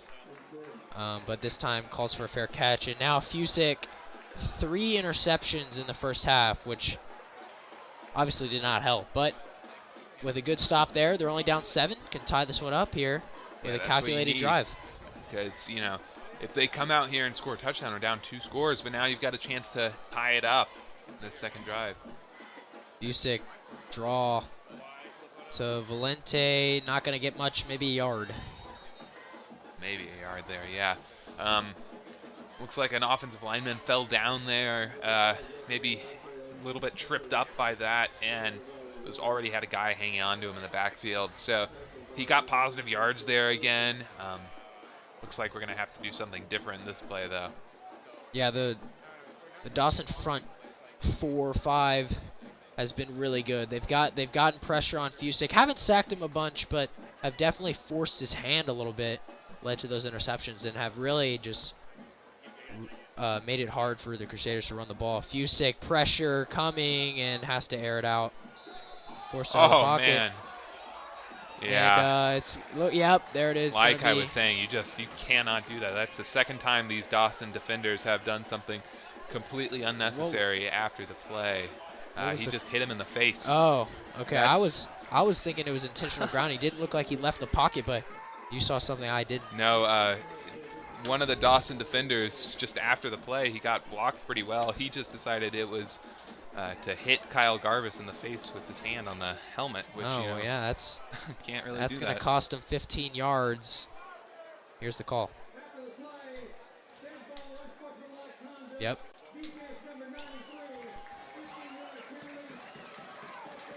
That was number 93, Chris Herpin. Yeah, and instead of having 3rd and 10 and a drive that you're feeling good about getting the ball back, as it was last time, Dawson defender has made a costly mistake here and cost this team about 15 yards, so the Crusaders have a new set of downs here. Yeah, that's their 3rd major penalty. They had the face mask, the pass interference on the touchdown, and then that unsportsmanlike conduct. All 3 that are, the pass interference sometimes is a little bit hard to avoid, but definitely the face mask and the unsportsmanlike conduct are avoidable. But now the Crusaders march to near midfield. About on the 50-yard line there. So back in the Dawson territory, which we have been in almost every drive this night, just not converted on a couple of these. Fusick read option. Valente able to break free. He's at the 40. Stiff arms the defender. He's still going. Wow. All the way down. Finally forced out of bounds at around the 13-yard line. What a move there. Looked like Fusick might have made the wrong decision to pitch it out to him, but in fact made the correct decision. Defense was coming. Looked like he just kind of slipped right through and able to go right down the sideline with a good stiff arm there. Valente finally gets it red going. Zone again, and here once again, haven't been great conversion, have had interception, but here's the feed to Valente, who pushes it inside the 10-yard line. Inside the 10. Yeah, great set of plays there after the penalty. The Crusaders have had 2 great plays, positive yardage on both. You're getting Valente the ball, very strong back there. He's gotten about 50 yards out of that now, almost, and now we're inside the 10-yard line with that momentum kind of swinging back. You have to think Dawson's wondering what they're going to be doing now. Fusick, a handoff to Baylor, who gets touchdown. Is he in? Wow. Looks like he might have what a play. Forced his way. Looks like he got stopped right on the 5. Yeah, I'd like to looks see the like there replay is for that. a touchdown. Looks like he got stopped and then just kept going. Impressive run. And it is, in fact, a touchdown for the Crusaders Right as back they in the game. are 1 extra point away from tying it up. Baylor has another touchdown on the year. He had the winning touchdown a few weeks ago against Spring. He had a touchdown in the homecoming game and now punches one in to tie it up here. Yeah, just, keeping those feet moving, getting your O-line to help you and push back those defenders. I mean, it looked like some of those Dawson guys thought the play was over, but yeah, for sure. Managed to get past them and right into the end zone with that run up the middle by Baylor. And here's the replay. Yeah, it was almost brought down and just kept on moving. The grit by Devin Baylor. Yeah, really Valente impressive. did something similar on 2 plays ago. He looked like he was going to come down right around the 40-yard line, but he just kept his feet churning and got 40 yards out of that. So we went back to the run there after Yeah, the for sure. interceptions from Busick, and it worked out very well there. And now we're going to have Dawson with the ball back and the game tied up. The scoreboard's not showing it yet, but the game is tied up with about 10 minutes left in the third quarter. Yeah, and when you get the run game going, it really is going to open up the passing game, because now you got to, once again, guard the run and then also the pass. And hopefully they can get the pass going a little bit better, but the run game looked solid in that one as Owen Rossetti gets ready to what has been a squib kick tonight, trying to force it into one of the hands that are not usually returning it. But here comes the kick here. It is 24-24 now, as Dawson ready to receive. This time a little bit more into the air and direct. They're going to fake. They're going to fake the handoff. They did that in the first half. They did a little bit of a trickeration. Yeah, they did a little bit of a a handoff lateral in the first half that worked. That time they faked it and almost worked very well, but the Crusaders disciplined enough to see both sides of that play and did a great job bringing them down. But pretty good field position right around the 40. And they do have that Dawson big side. halfback again once again, and they're in that formation to run it right up the middle. Yeah, that's number There we 85. They just run right behind him, and he's got some room. He's to the 40. He's to the 30, the 20, the 10. Touchdown, Dawson. Once again, they go right back to their bread and butter, and it works perfectly. Running right behind the blocking of, I believe that's number 85, Sawyer Updike. They put him right behind the left guard, and just he comes right across the middle, gives a good block, and there he goes. That was Brian Burgess. Bryce, sorry, once again, and that's a killer right there. That is an absolute killer. I mean, we're seeing it from up here. The defensive guys on the field have got to be seeing it too. It's just such good blocking, and Burgess has such speed that they're just not moving in time to counteract what they're seeing, I'm guessing. I don't know, that's now at least 10 times they've run that play, and we've only managed to really stop it one of those times. So you've got to think after, obviously, they've got to have talked about it during halftime. You got to think if these adjustments are really working out well for the Crusaders right now, but we are going to get the ball back, and it is still a one-score game, so the defense will have time to just, make sure they've got down what they want to do against Burgess. Yeah, really just unfortunate. I mean, it looks like that he just is able to get up the middle, and the secondary can't collapse quick enough to allow, to keep Burgess in front, and by the time they get, towards the middle of the field, he's already gone. And, that's like you said, I mean, that's his 4th touchdown, so, I mean, that's 3rd or 4th time on that same play, and they have excellent blocking up front, and the Crusaders just can't seem to figure it out. But we will get the ball back here. Probably going to kick it to Josh Hebert again in the same way they've done it every single time they've gotten the kickoff with that kicker who we know can make a almost 50-yard field goal now. So hopefully a good return here from Josh Hebert. Yeah, they've really tried to neutralize Bryce Lanier ever since that first play in the game where he took it to the house for 70. He's been double covered mostly on passing plays and hasn't really been too much of a factor since that first play, but hopefully they're able to get him going because he is such a key factor as Hebert tries to get to the other side and taken down brutally by the Dawson. Not a lot of yardage there. That's his first really kickoff return he hasn't gotten at least 10 yards on. Good coverage there. It hung up in the air for a long time, That's what they're telling him to do, and it worked out perfectly this time. Offense going to trot back onto the field. We'll see what they've got cooked up here for Bryce Busick and the guys out on the field. Busick once again. 2 with him in the backfield, and Baylor and Valente. Baylor up the middle, not going to get much. Yeah, just a couple yards there, right up the middle. Positive yardage once again. I doubt that's going to work more than a couple times in a row, though, unlike their up the middle play. So maybe we will see Busick back to the pass here. We have Valente out of the game, and we have Cooper Fulbright getting back onto the field. So I'm guessing we're going to go for some sort of pass play here. Maybe the screen to Lanier again, but not sure yet. Yeah, they got the trips once again. They like the screen on that side with Lanier or Thibodeau, so that's probably where they're going to go. And there it is, Exactly. Lanier. The screen pass, and got a few. Going to make it third and about 1 or 2, I believe. But, you know, the pass hasn't worked extremely well, but they haven't really gone downfield too much. You know, Lanier and Fulbright are such good deep targets that I'd like to see at one point maybe, you know, go deep once, try and catch this defense off guard, because right now the offense is a bit predictable. They're either trying to run it up the middle with Valente or Baylor, or they're trying to swing it out wide to Lanier or Thibodeau.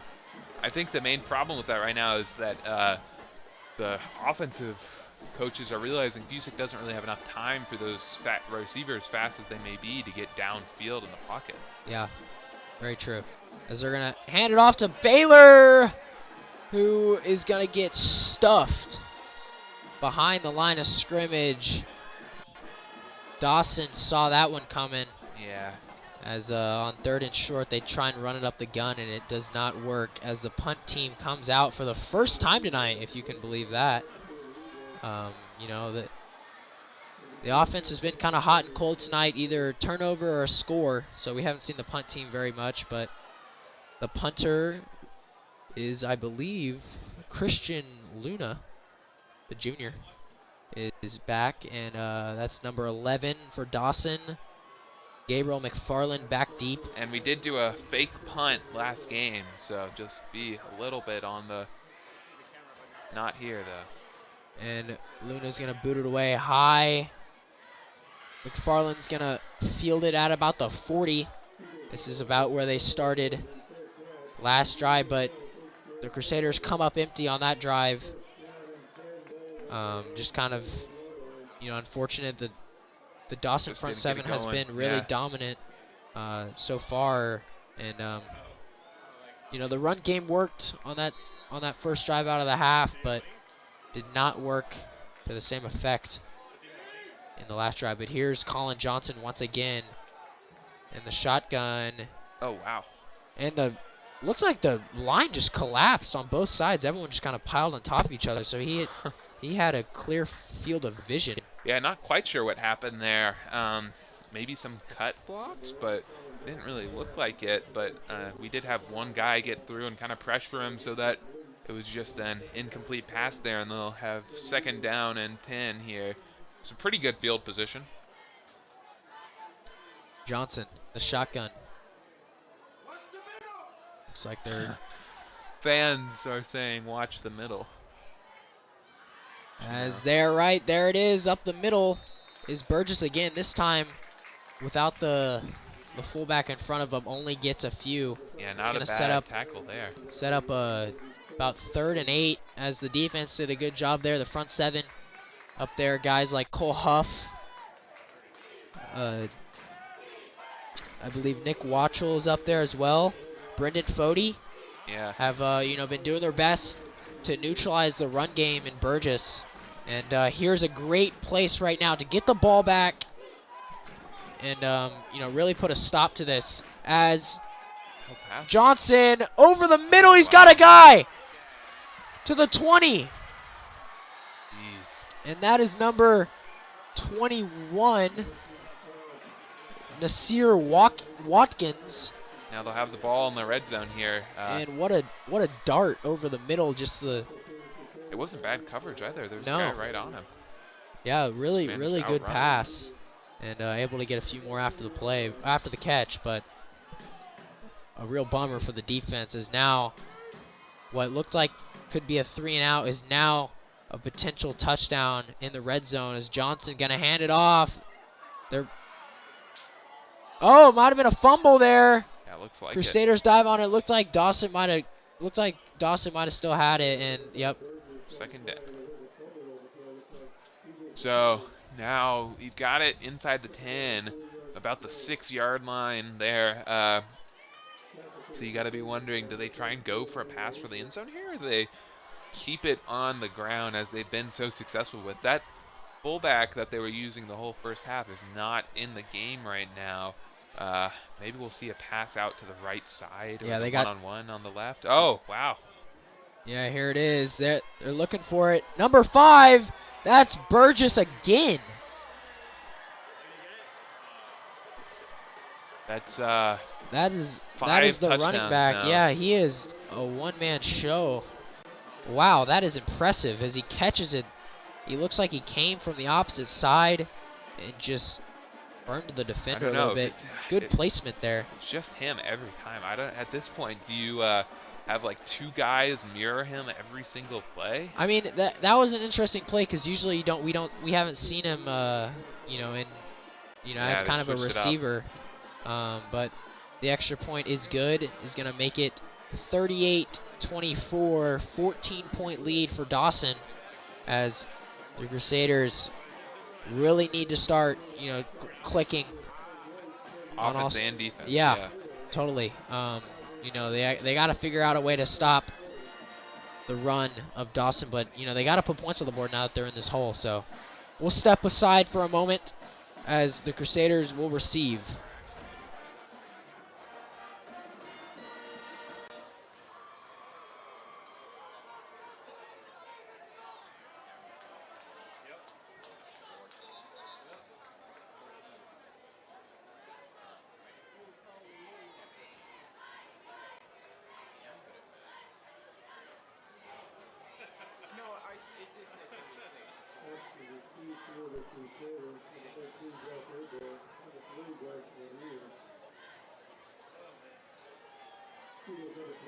We are back now as Dawson is getting ready to kick it away once again to Abear or Lanier back deep. They have been kicking into Abear every time, running those guys down the right side. So maybe Abear is changing up what his strategy is going to be on this one. Kick is up to Abear. Fields it around the 15. Looked like he kind of fumbled it a little bit. Picks it back up. Gets hit hard. Gets it to the 25. Tackle. Got positive yardage. He did fumble it a little bit. Didn't bounce off his hands or anything. Just kind of went through him down to his feet and got some good yards out of that. Up to the 25 for the Crusaders, who really you think have to try and get a score quickly here. I mean, I agree with you. I don't see why we're not doing some more downfield passes. You've got Lanier on the inside here. Have we passed it to Chico maybe once the whole game? Yeah, I agree. We'll see what they do here. Here we go. Here it is a little bit. There's Lanier. He's got it around the 37. That's going to be close to a first down. He just found the soft spot in the zone. Fusick got a little bit of protection and just stuck it to his man. And the chains are going to move.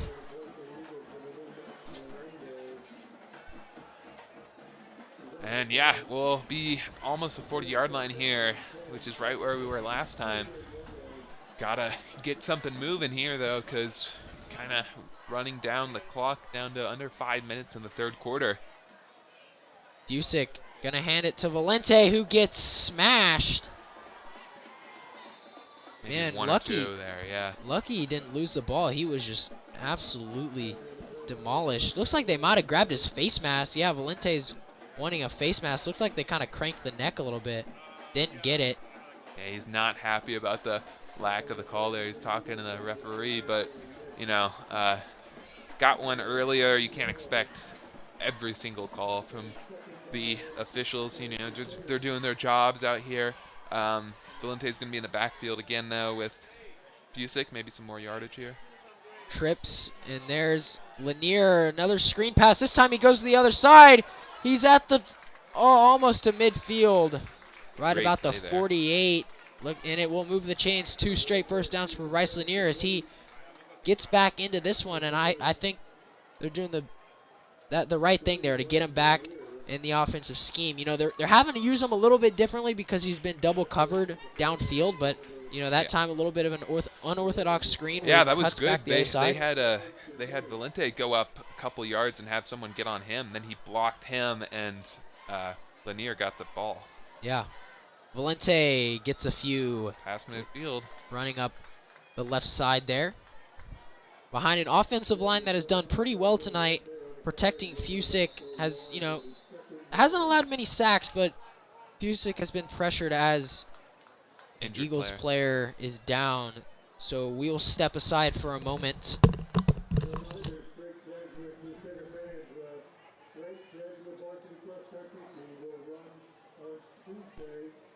October 11th at 8 a.m.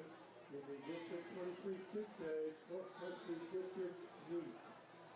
That meet will take place at Freedom Field, which is a stadium in the Alvin ISD School District. Straight Jesuit Crusaders varsity compete in the District 23-6A cross-country meet Tuesday, October 11th.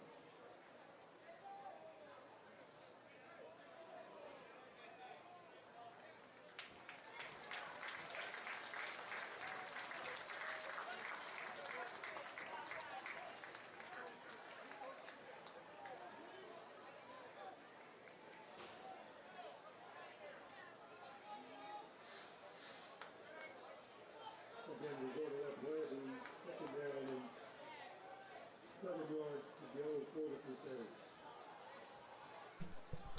Unfortunately, the Dawson player that was down was able to make it off the field. So here's Fusick rolling, has some time, and he goes downfield. He's got Fulbright.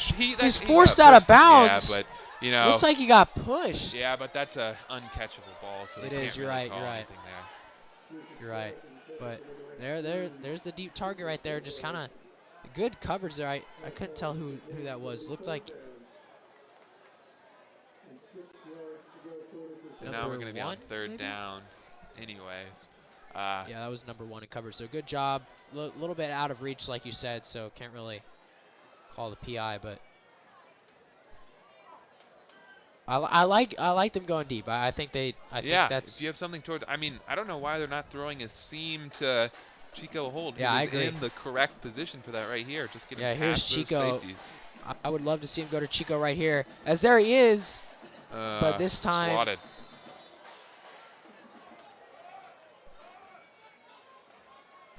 And looks like the Crusaders are going to have to punt, or at least they're going to come out in punt formation.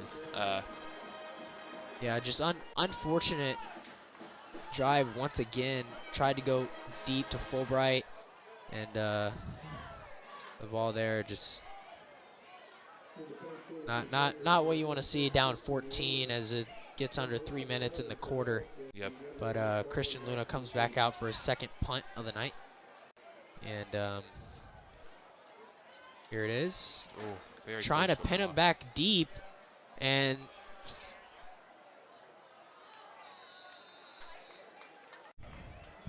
They'll get the ball at the 20-yard line there after the touchback. Great punt there. Just a little over his head, and it went in the end zone. Not bad to get it at the 20, obviously, but very close to a downing there. They gave it everything they got to try and get down there. yeah, it was a good punt by Luna. Just didn't get a good bounce.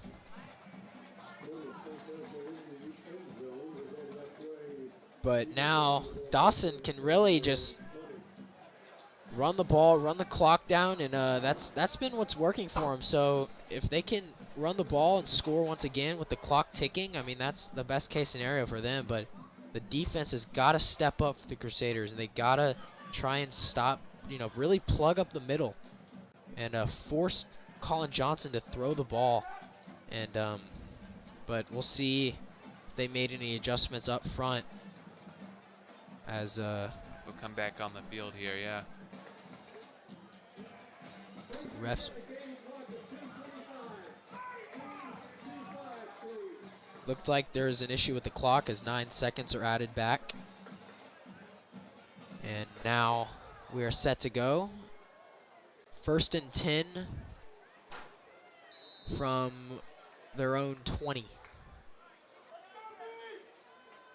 So we'll see what Dawson comes out with. Up 14. Looks like they got their trips out to the right. Burgess in the backfield with Johnson in the shotgun. No fullback once again. Burgess looking down the sideline, and it's over the intended target. That was number 12, Gage Green, the junior. And they try and go deep, maybe throw off the secondary a little bit, but the ball nothing was doing out of there. reach. Similar to that pass earlier by Fusick, just out of bounds a little bit. I mean, I doubt he would have caught it anyways. Very good coverage there. So, and there's that fullback again. I guess we're going to see the midfield play, and we do have those two linebackers there.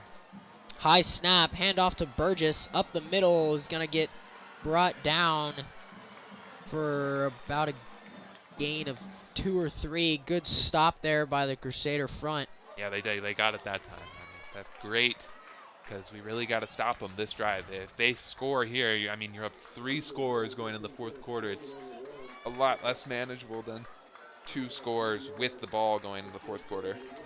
Yeah, definitely. If we can get a stop here on 3rd down, force a punt, and try and, you know, put some points on the board, that would be huge. But this Johnson steps up. He's going to run. And he's going to get the first down and a little more as he goes out of bounds. But great awareness by Johnson. We haven't seen him run very much, but that time he saw the pocket collapse around him and just found the empty space in the green grass and just got a first down. Yeah, for sure. And that's 2 killer 3rd down conversions. The one on the last drive was a huge pass that set up the touchdown in that one. They covered all their bases, but Johnson just able to slip free. As once again, they're going to hand off to Burgess up the middle. He's going to get brought down. Good tackle there by number 58, Michael Ukonu. Yeah, we're stopping that play now. That's a good thing, but you know, if the quarterback's running as well, they really have to maybe keep a spy there or keep somebody down lower on zone coverage so they're ready for that. Yeah, you know, the secondary is a little bit hurt, you know, with the injury of Warren Brown, so hoping to get him back at some point. But the secondary has done a pretty good job. Hasn't forced any turnovers. And here's that formation again, just to the other side. Crusaders seem to be ready for it this drive, though, and they're not going to do it. This time they're going deep, looking. Oh, Abear!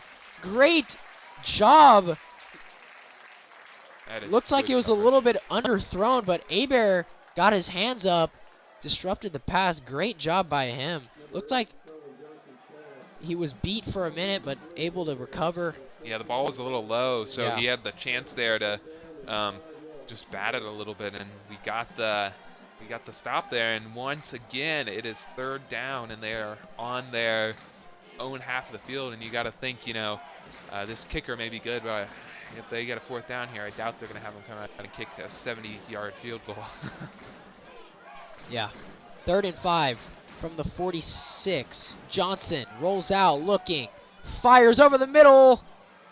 Toward the sideline, and a good catch. Another 3rd down conversion. This time the pass is to number 4, Joseph Brown.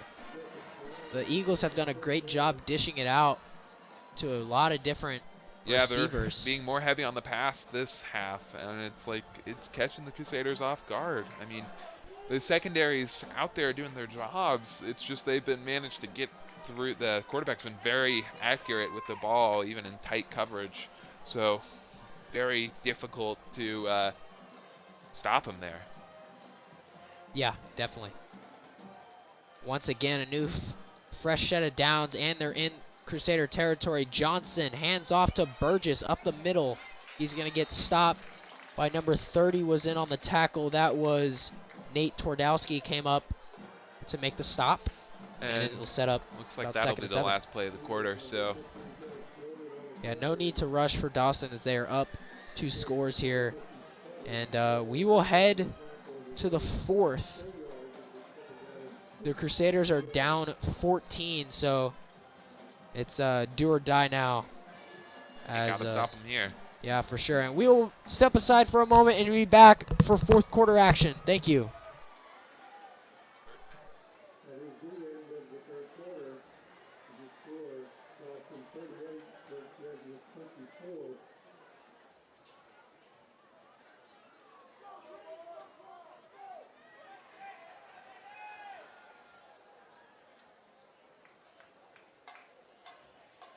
reminder, Crusader fans, head over to Chick-fil-A at 59 and Bondurant after every home football game for Straight Jesuit.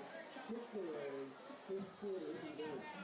Chick-fil-A staying open till 11 p.m. and all guests wearing Straight Jesuit gear will receive a free milkshake for any person. This special Jesuit offer is good for both drive-through and dine-in customers. Encourage your friends and family to grab a Postgame seat and a dancing milkshake just to be a proud Jesuit fan. The Jesuit Athletics proud sponsors by Chick-fil-A 59 East Boston.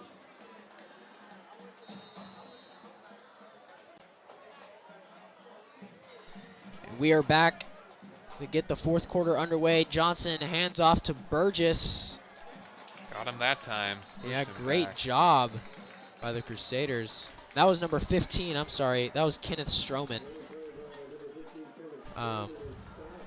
They've been going with Burgess a lot all night, but this time they give it to Stroman, who was stopped by a host of Crusaders, in particular number 95, Jackson Prismeyer. And here's that third down for the fourth time in a row here. Yeah. Every time they've converted it. If I were the defense, I'd be looking for a pass here because that's generally what they've been doing. And the run plays have not been successful this drive, but you know they've got three guys in the backfield. Look, at this point, Johnson hasn't faced a ton of pressure, so I'd bring the house right here. Johnson, the shotgun. Play action. Oh, and he's wide open, touchdown. blown coverage. Unbelievable. And he's going to go into the end zone. That is number 5 once again. Brian Burgess gets open. 6 touchdowns in a game. Wow, that is I don't impressive. know how you leave him open on that, honestly. Looks like the coverage was just broken. They finally got maybe some pressure, and once again, that third down ends in an Eagles touchdown. Absolute killer. As now, with this extra point, is going to be 21-0 to open the final quarter, and that is going to be a tough hole to climb out of with an offense that is just keeps getting better and better as the game progresses.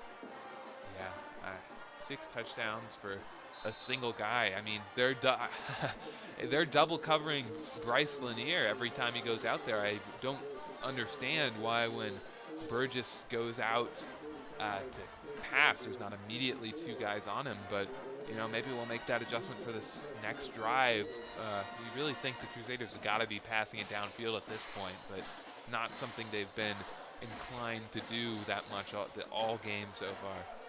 Yeah, just once again, there's really, I mean, the Crusader defense has done such a good job forcing these third downs. They just can't finish it off, and it's in the second half. It's really hurt them. All of Dawson's points have come off this, you know, the setting up from those third down conversions, and you know, once again, we started the half with a good stop and then a good score, and after that, we just haven't really been able to do much. I've had to punt the ball away twice, but now we get it back, and you know, you never know. The Crusaders have a high-power offense, as we saw from that first play of the game, to get this done if they are quick enough and can find the right plays and the right players to make it happen. But right now, Dawson will kick it away once again. It looks like Hebert and Lanier are going to switch sides. Maybe see if the kicker can kick to the other side. I'm sure they're still going to target Hebert, but this time they're going to switch again, maybe trying to confuse him. But we'll see if he'll still kick to Hebert. Yeah, he's switching it up. He's switching up the ball placement on there. So. And here they're going to switch right at the kick. They're really trying to confuse the kicker, but the kicker's going to move sides. This is a battle of mental warfare here. That's pretty good. And they're still going to kick. Oh, this time they kick to Lanier. But it's actually a short. Oh, but Lanier's found some room. Man. Wow, he almost broke free there. Yeah, that was really close. He had one more guy to beat. The first time all night they've kicked it to Lanier, and he almost broke free once again, but they get it out to the 40. Man, my heart was pounding on that. Yeah, you got to see. That's why it's worth it to have Lanier return that kick. I mean, we got 20 yards there, and the Crusaders do have some good field position to come out here with, so maybe they'll give it to Lanier right to start with. Yeah, that was a good little spark here. And Lanier's in single coverage here on the outside, bottom of your screen. But Fusick Oh, he faked the option. is going to take it. That's the first time we've seen him keep it as he gets drove into the turf. But picks up a few. They're going to spot it right at the 46. So it's going to be 2nd and 5. Good gain for Fusick. But the clock is ticking. The Crusaders gotta move the ball, and it's going to have to be through the air because the run game has kind of been a little bit on and off. They found some good run plays with the screen, but haven't really been able to find anything through the handoff. But Fusick once again in the shotgun with Baylor. Trips to the right. And he rolls that way. Pressure coming. And unfortunately, he had to get it out of his hands as the pocket collapsed quickly. Now it's going to be 3rd down and 5 here. So you got to think we doubt we'll run it again because you don't want to be losing yardage and having to go for it on 4th down. But maybe we'll try that screen pass again or get something further down the field. We've got Devin Baylor in here right next to Fusick. 4 wide receivers. Chico's lined up in the slot here. Lanier's out wide looking. Oh, he's got a man open and Baylor out of the backfield. He's at the 30. Oh, and brought down at the 20. They brought him out of the backfield. What a great play design. It looked like that pass was a bit underthrown. Maybe if it was a little bit more in stride, he would have had a little bit more momentum. But, hey, they got the first down. They're back in the red zone. So, and now they're pushing the pace. Here we go. Empty. Fusick, empty set, looking, fires. He's got Chico, who looked like he could not get out of bounds there as they try and quick fire it to him. Picked up about 3 yards. So pretty good gain here as they find Chico on the outside.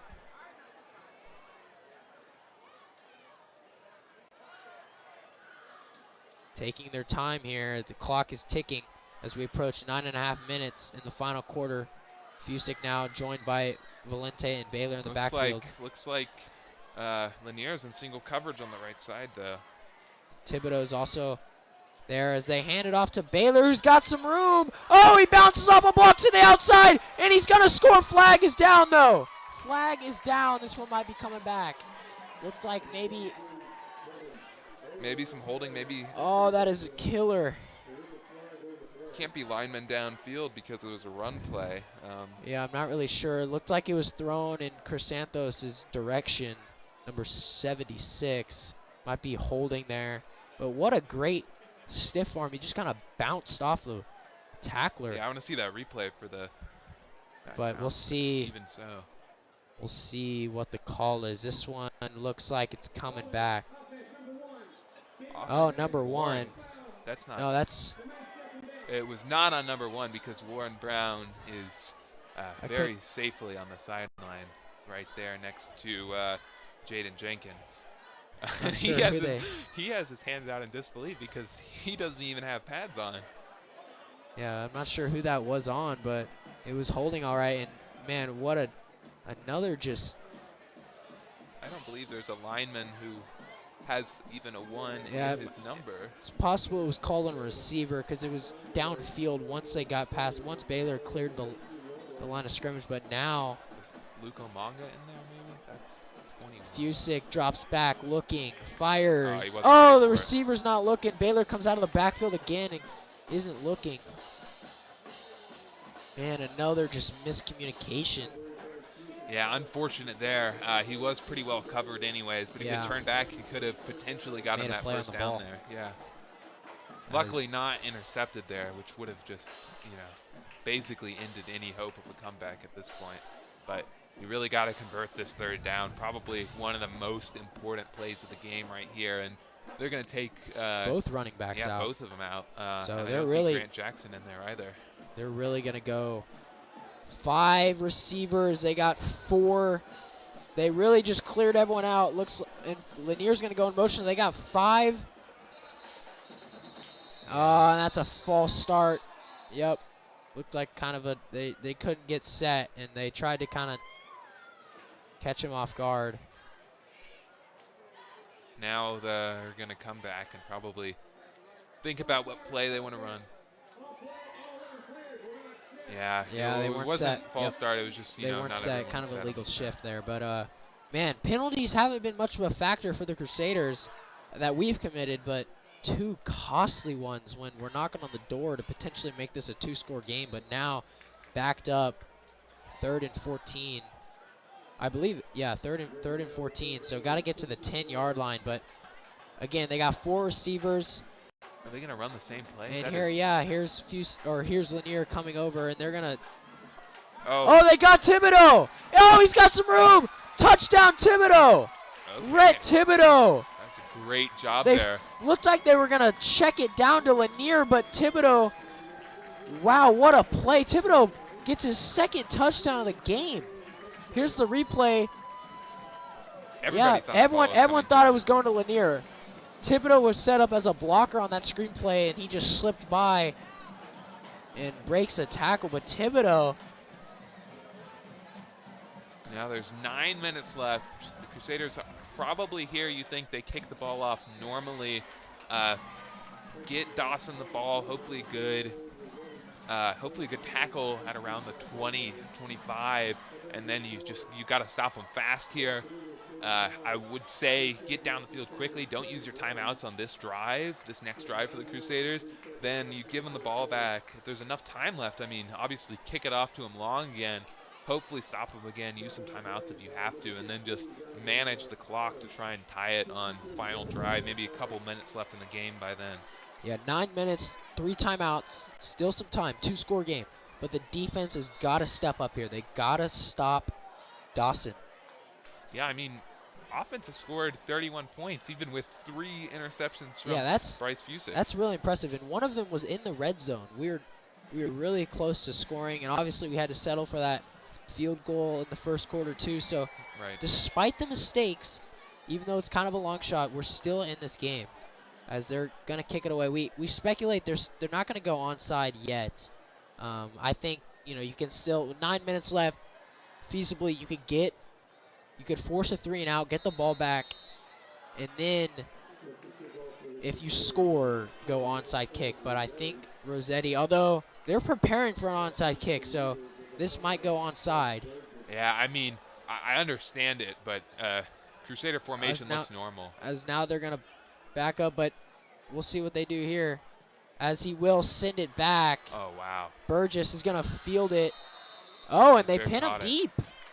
Oh, that was good playmaking there. I mean, he couldn't very well return that with those guys. I mean, those Yeah, they guys had were no about to blockers. be Yeah, moving while the kickoff was happening. Yeah, but he didn't really have any blockers, so had to make a fair catch deep in his own territory. And now the Crusaders just need to stop. They've been able to stop the run and they've been able to stop the pass, but they haven't been able to put it Yeah, together you in a got it. possession to get Dawson off the field.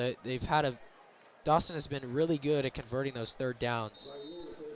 But actually, it looks like they moved the ball up 15 yards. Oh, yeah, because they changed the rule a couple years ago. I forgot about as well. When you fair catch it on the kickoff, you do get it on the 25 now. Johnson They're in the that shotgun. formation. Yep. And here it is again, up the middle, but this time is forced back into the turf. That's 95. Jackson Prismeyer just kind of ran. It looked like he kind of ran into his own lineman a little bit, but Prismeyer able to force his way through. Yeah, we've called his name a couple times this game. Just some good tackles, keeping the contained, especially in the second half, keeping this game within some reasonable kind of reach here. But, it's really the 3rd downs we have issues on, and I wouldn't be surprised if they go for another pass on 3rd down here. Although they do want to keep the clock running. So Yeah, maybe not. Yeah, the defense has toughed it out. They've allowed 45 points, but they haven't stopped. They haven't given up. Oh, and he jumps the pattern! Wow. Oh, my goodness! Hejak's going to take it to the house for 6! Gabe Hejak jumps the pattern! Yeah. Oh, my goodness! He read the quarterback like a book there. Wow! Awesome right there. The Crusaders are... Madness! Yeah. I mean, I could see exactly what's going to happen right there as well. If we get the replay on that, the guy just kind of goes, he stops, and the quarterback just took too long to throw it to him, and Hijak was waiting right there, and it was just too easy. Now, What? 1 minute off the clock Yeah. to score, that's exactly what you need. Wow. Here we go. 7-point game. Now, this is anyone's game at this point. That was huge. Gabe Hijak, the seasoned senior, has now Owen Rossetti. Oh, and it was blocked. Abear recovers it. Oh, and that could play a factor. That is seemingly Yeah, the Crusaders very have been good on 2 unfortunate. points this season, but it's not really something you want to take a risk with. And the good thing is it happened here, so we know we have to go for 2 instead of it happening on the next touchdown and you being down by 1 with seconds left potentially. So now the Crusaders know what they have to do. Vikoch and the other offensive coaches, they have time to plan exactly what play they're running for a potential 2-point, and it is going to be definitely a 2-point here. I mean, we're going to kick the ball off again in just a moment, and maybe they'll come out in onside formation, but I doubt it. We pinned them back on the 25 there. Rossetti's been kicking well all game. Very unfortunate. I couldn't tell if it was the snap or a block, but it just looked like the Eagles were just able to get around the corner and block it. But that I agree with you. It'll definitely change the way the landscape of the comeback, because now you're down 8. So we'll see what they do. Once again, they're preparing for an onside kick. But it looks like they're like. Maybe he'll kick it past them. I think they'll probably they're gonna go deep. Oh, let's hope it's not out of bounds. That's not what you want. Yep. Unfortunate there. They'll get it. Good spot of the ball. I believe it's gonna be around the 35 maybe. I don't remember exactly where they'll spot. Oh, they're gonna spot it on the 30. Yeah. So unfortunate play there, but it's still not a horrible spot for the Crusaders. Only 5 yards past where it would have been if he had just fair caught it. You just got a little bit more. You got a little more urgency in trying to stop him here. Yeah. Because they're 5 yards further down the field. I mean, if I was the defense, I would just do exactly what they did last drive. I think it paid off pretty well. So let's see if they can force another turnover. Burgess to the outside. He has blockers ahead of him. Gets out of bounds. Pushed out of bounds there by Abear. 7-ish yard gain there. So 2nd and 3 here. And it looks like the Crusaders stopped them pretty well there. Burgess again with the run. I can't even estimate how many yards rushing he has. Got to be well over 150 at this point. Oh, yeah. He probably has a good amount of receiving yards as well with that wheel route and such. Every point this game. Johnson, Burgess breaks free once again. Oh, he gets past Jenkins. Abear able to bring him down, but another huge gain. We were just talking about his rushing yards. Oh, that is heartbreaking. Yeah, But he is down on the field. That is not good. We will step aside. We will step aside. Hopefully he is all right.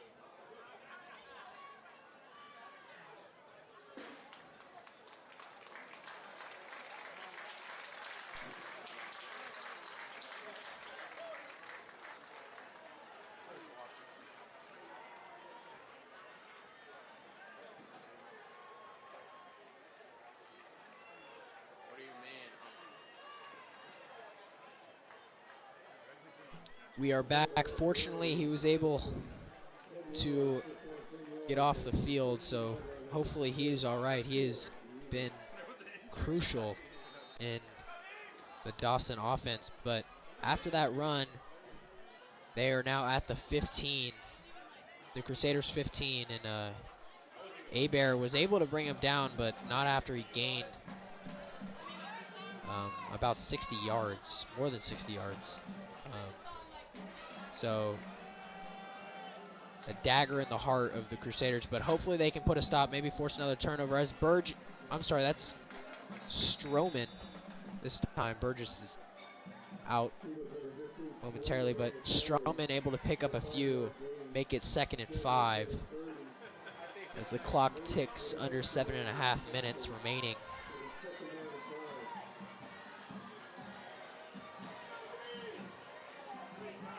The Crusaders have to stand tall here, try and force at least a field goal, which would make it 11-point game, which is not very helpful. Still 2 possessions, so they really, really need a turnover here if they're gonna really have a chance. They hand it off to Stroman up the middle, is stopped by, looks like number 58 was in there. 50, Austin Caldwell was in there. And that's what you want from the Crusaders there. It's 3rd down now. I mean, we have had trouble on 3rd down before this, but down inside the 10-yard line, you do want to stop them here for sure. Maybe we can hold them to a field goal, 11-point game. They're definitely taking their time as the clock just ticks. Each second very important here as the Crusaders try and mount this immaculate comeback. But here once again, Johnson. Turnover here would be great. Oh, yeah. Dawson gonna take a timeout. Time there. Yeah, you're right. Time's taken down, but they wanted to rethink that. And I mean, this is the most important drive of the game right here, because if the Crusaders can at least force a field goal, obviously that's a 2-possession game. But the best case scenario is a turnover. But I feel like the Eagles are gonna play it safe a little bit here. They aren't gonna try and force anything, because they just saw what happened if they try and force anything. I mean, the Crusader defense is still dangerous, and they're definitely going to probably keep it on the ground. So yeah, don't want another interception. So we'll see what they do here after the timeout. But I mean, either way, the Crusaders have put up a fight. They dealt with a bunch of issues in the first half and have really just battled back. They were down 21 going into the fourth. Now an 8-point game, 6 minutes to go, but the Eagles knocking on the door, trying to put Jesuit away here. Yeah, anything other than field goal here. Not a lot of time left. Johnson rolls. He's got his man. Good tackle there, but a flag flies. What for? It was Hijak on the stop.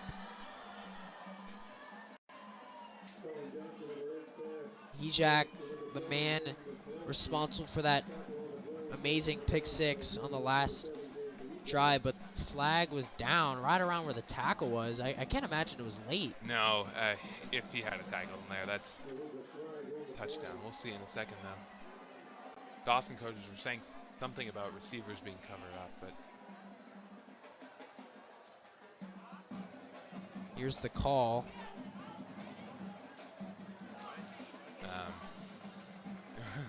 It's been a pretty... Yeah, illegal formation, so there was an issue with the receivers in the backfield, but there'll be a penalty, redo third down there. That's huge. I mean, the best case scenario would be to try and get a tackle for loss, because I imagine they're going to run the ball here, so maybe even a sack or a tackle for loss to set up at least. I mean, this field goal kicker is good. We saw that in the first half with a 47-yard attempt at blocking the field goal. 47-yard dart, but I mean, if you can, if you set up a field goal, we saw what happened with the extra point. I mean, it's possible to get blocked, it's possible to miss. So this third down play. And now it's 6 seconds on the play clock. They're going to have to call another timeout. 3 seconds, 2, Yep, there it 1. is. Man, another timeout is burned, which will stop the clock, which just got under 5.5 minutes. And that's huge. Dawson now They'll have should- it's mistaken on the scoreboard, but they'll only have one timeout one left. after timeout. this. Jesuit has all 3, 5.5 minutes left, so still anyone's game, and we'll step aside for a minute.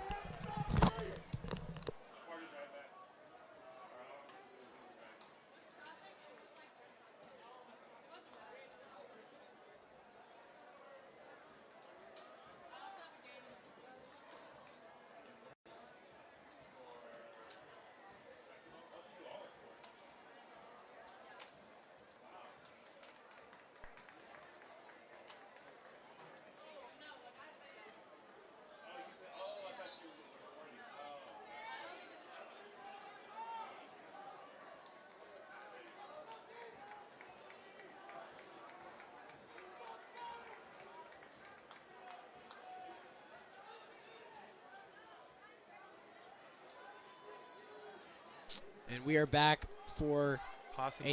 a 3rd down and 8. This is the biggest play of the game so far. Can Strake Jesuit force at least a field goal, or even better, a turnover? Johnson in the shotgun. Stroman. Looks like they'll pass it here. And they're going to pass it. Turn Goal around. line. Oh, touchdown Eagles. Just a little goal line fade. Killer. That was looked like 13, I believe. Yeah. Yeah, Braylon Howard covered by like maybe 20.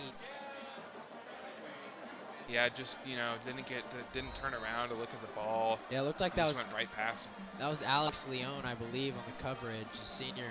But yeah, just kind of got behind him, couldn't turn around, and that is exactly what you do not want to happen there on that. Once again, another 3rd down costs Jesuit a huge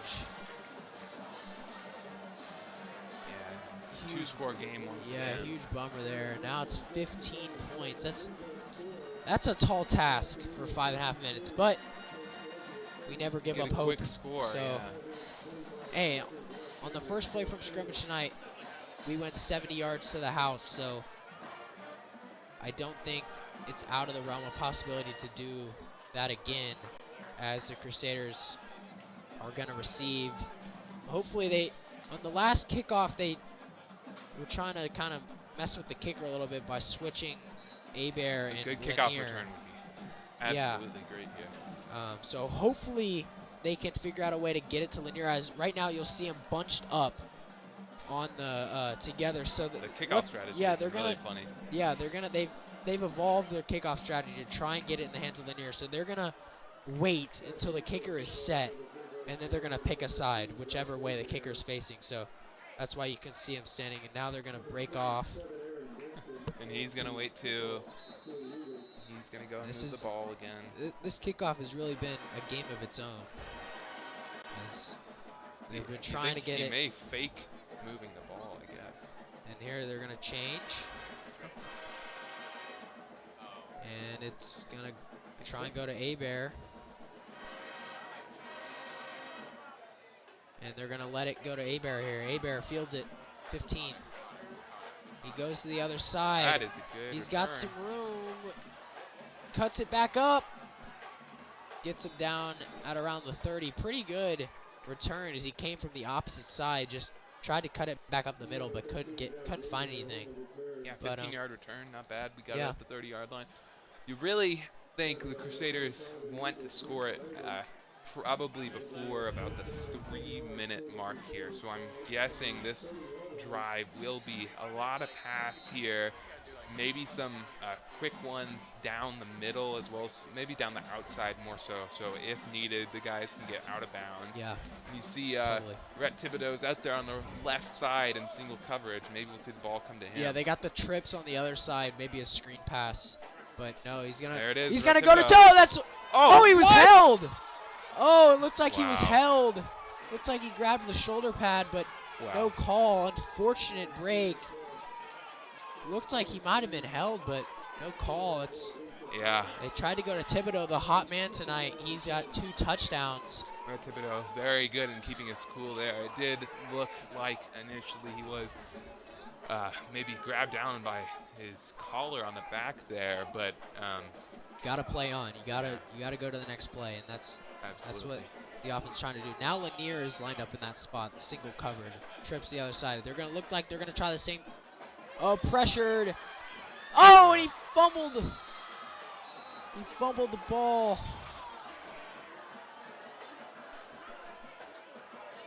Man, looks like they're going to call it an incomplete pass because Fusic's arm was Oh, it did. coming Yeah, forward. right. It came forward. So, Man, lucky very break. It looked like the defender from behind may have knocked it out. But I agree with you. Yeah, I do. Yeah, you're right. It was. He made forward motion with his arm. I thought that he kind of hit it. yeah, And it went that straight one down. really could have gone either way. Yeah, it was- very big break for the Crusaders Yeah, there. but Now it's 3rd and 10. But Yeah. you know, at this point, I would say you're in 4th down territory. oh, I mean, of course, yeah. I mean, although if you don't convert on this 4th down, another false start. Yep.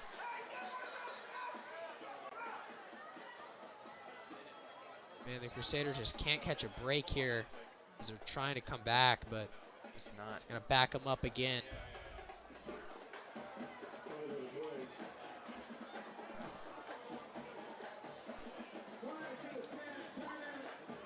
Oh, there was actually a timeout, so no penalty. So it will be 3rd and 10 with just over 5 minutes to go. Crusaders still have 2 timeouts left.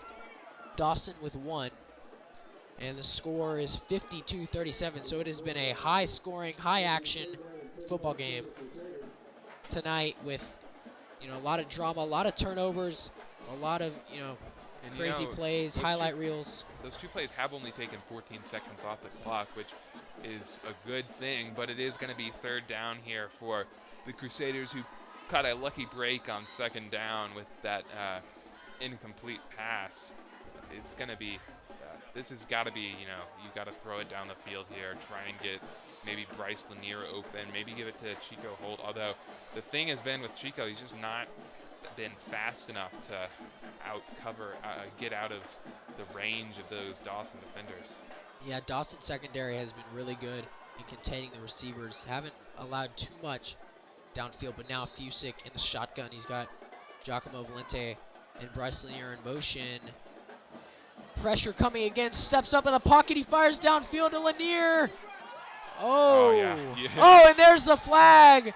Finally, they get one. Yeah. And it couldn't have come at a better time as the defender kind of looks like pulls down Lanier, who is trying to go up for the ball.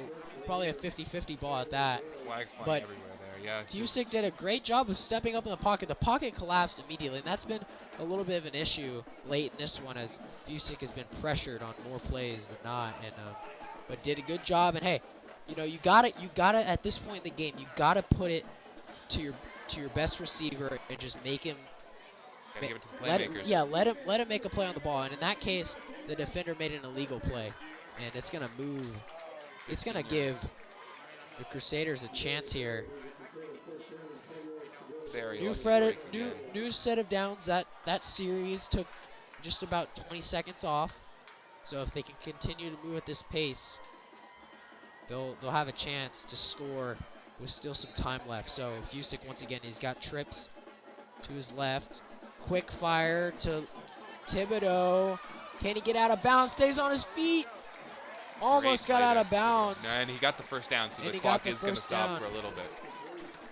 So now what you got to think about is how far do you want to throw the ball? Do you want to Yeah, try and get you it can't- out of bounds? Yeah, you can't, those plays are safe, but they aren't always going to. That was a great run by Thibodeau to get 10-plus yards, but quick snap here. Fusic steps up, runs into Valente, but fires out of bounds. Looked like he just ran. Valente was trying to block for him, but he ran into him. But Fusic, I would almost bet at this point that they're telling him you cannot run the ball when you scramble because he easily had about 5 yards there. There was nobody even before the first down marker, which is probably a safe play. Obviously, Yeah. you don't want him to fumble it, but there have been a couple plays tonight where there's been like daylight for him, and he's a fast guy. He's a smart player. But, you know, they're playing conservatively here. You don't want to turnover right here. Yeah, well, you also don't want to get tackled, Yeah. you know, in the field, because then, you know, the clock continues to run. But Fusick on 2nd and 10 here in the shotgun, drops back, looking. Thibodeau down the sideline. He's open. Too Oh! far. Just overthrown. Kind of lost the hand battle there. Couldn't break away from the defender, but man, it looked like he was open for what would have been his 3rd touchdown. But man, they've really gone to him tonight as Bryce Lanier has been locked up most of the game. But once again, 3rd and 10, and you know these plays, they're short plays. They stop the clock because it's either an incompletion or a first down, or the player gets out of bounds. So the Crusaders are doing what they need to do. They just got to convert now. Once again, 3rd and 10 from the Dawson 45. Fusick takes the snap, drops back, looking, pressure coming, flips it out. Might have been, and it was towards a intended receiver. Yeah, it was towards Valente. So can't be intentional grounding there. But man, the pressure has been non-stop. Dawson is bringing the house. That was number. That one was a screen play, so it was set up for Fusick to only have a little bit of time to throw the ball. But you are right that it's been getting to him the entire. Yeah, that was number 9. Edward Smith has been getting to Fusick. Now it looks like, yep, they got to keep the offense on the field here. You know, time is of the essence here. 4:25 left, and here's the ball game right here. 4th and 10. Fusick rolls out, looking, fires a dart, and he's got Lanier at the 15. Yeah, you just What gotta a get down. what a Great play! Wow. Fusick just kind of rolls out the poise, the control, and fires a Again, laser. You stop the clock there. Yeah, you stop the clock now. You want to score here. They're in the red zone. You gotta lock it in here. You gotta. Oh, and they hand it off. Oh, Valente's got some room. Cuts it up. Almost got to the outside, and they're gonna call. Are they gonna call a timeout? Or are they gonna keep it? I think you keep him on yeah, the field. you gotta keep it moving here. The momentum is in your favor. All right, chuck it to somebody. Cooper Fulbright maybe. Back corner of the end zone. He's single coverage with a man who's shorter than him. Bryce Fusick just went over and looked at him. Let's see. Draw, here it is. Fusick. Oh, good he's stiff got it. arm. He's in. Wow. Fusick does it himself. Great play. And unbelievable. man, Landon, they beat our mark. We said they needed to score before 3 minutes, and they did it in just about a little more than a minute and a half. But man, what an exciting drive. Yep. That 4th and 10, just the confidence, and he finally found Bryce Lanier on that, you know, just kind of found the soft spot, and just, man, that throw was All right. high velocity. Here's where you got to make the extra point. Yeah, Owen Rossetti, yeah, because this, you got to keep it within 8 here. Oh, man. And that I one was makes nervous. it. Yeah, it was down on the ground for a second. He picked it up, and he got it in. Hebert, good job. 8-point, one-score game. 1-score game, 3:41 left. Jesuit has 2 timeouts, Dawson with 1. Here's the replay as Fusick, good stiff arm there, and you know that's a risky play to draw up, QB draw, but it caught, you know, that we were saying that we're gonna pass that, so Yeah, for I them thought he was gonna throw it to have the guts to draw that, and Fusick just takes it himself. He's struggled to run the ball tonight, you know, with the pressure, but finally got a run, and it got him a touchdown. Both teams over 40 points here. It's looking like a Big 12 game. Yeah, we said it was going to be a shootout when this thing started, and it has delivered. But the Crusaders just will not go away in this one. As you know, now still with 3:41, I still think you kick it deep. I don't think you. There's still a lot of time left. This has been a wild last 6 minutes. Yeah, you just can't kick it out of bounds. This 4th quarter, which started with the Crusaders down 21. Has now, you know, now they're down 8. So this has been a wild one here. Yeah, at the end of the third quarter, we had a score of 24-38, and it's looking very different than that now.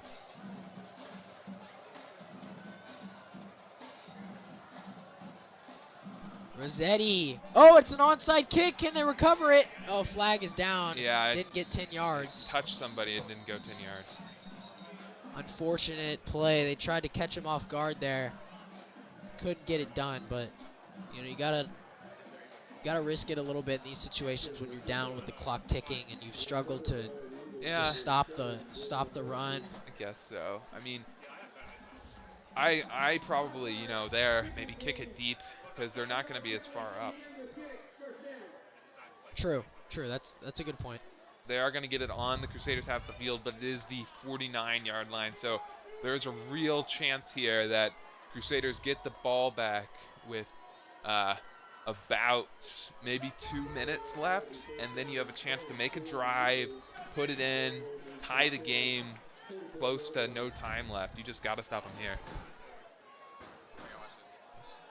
And they run it.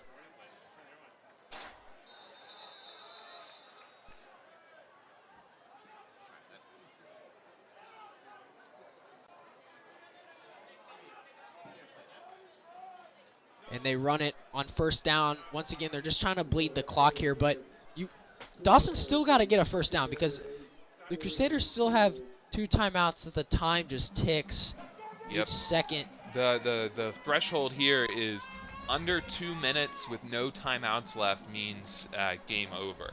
So right now the Dawson would have to get it under 2 minutes, and the Crusaders would have to not stop them here, and then we'd be in the final set of downs. But, defense has got to stand up here. They hand it off to Stroman, who spins and Not is a first stood down. up. But, the pile moves. Oh, no. Oh, no. Looks like he got the first. Man, oh, man. I thought they would have called it for forward progress there, but Yeah, it just kept going. And that's just, man, that hurts. yeah, for real. That really hurts because 2.5, the clock is just continue to run Right. under 2.5 now. Now you've got to Fresh set of call downs. timeouts every play. You're with this kicker, you're in field goal position. Yeah, field we got goal to get range. them negative yardage, timeouts every play. It's a very tough situation for the Crusaders right here. You've got to succeed in stopping them. And Dawson's going to let it run all the way down to 2 minutes, and then they'll call the timeout maybe. Maybe they'll run it. Yeah, I mean, the run has worked. It's proved good enough to get a first down as Stroman takes it. Oh, but he stopped. Good There we stop go. there by number 58. That was Michael Ukonu, the junior. He's been And the pivotal Crusaders called timeout. in the defense. And there it is. It's going to set up about 2nd and 8, maybe? 2nd and 7? Oh, they're saying 2nd and 10, so no gain. But that will be Strike Jesuits' 2nd of 3, just under 2 minutes in. This one is coming down to the wire. The Crusaders refuse to go away in this one. What an exciting game, and we are headed to an exciting finish. Stay with us.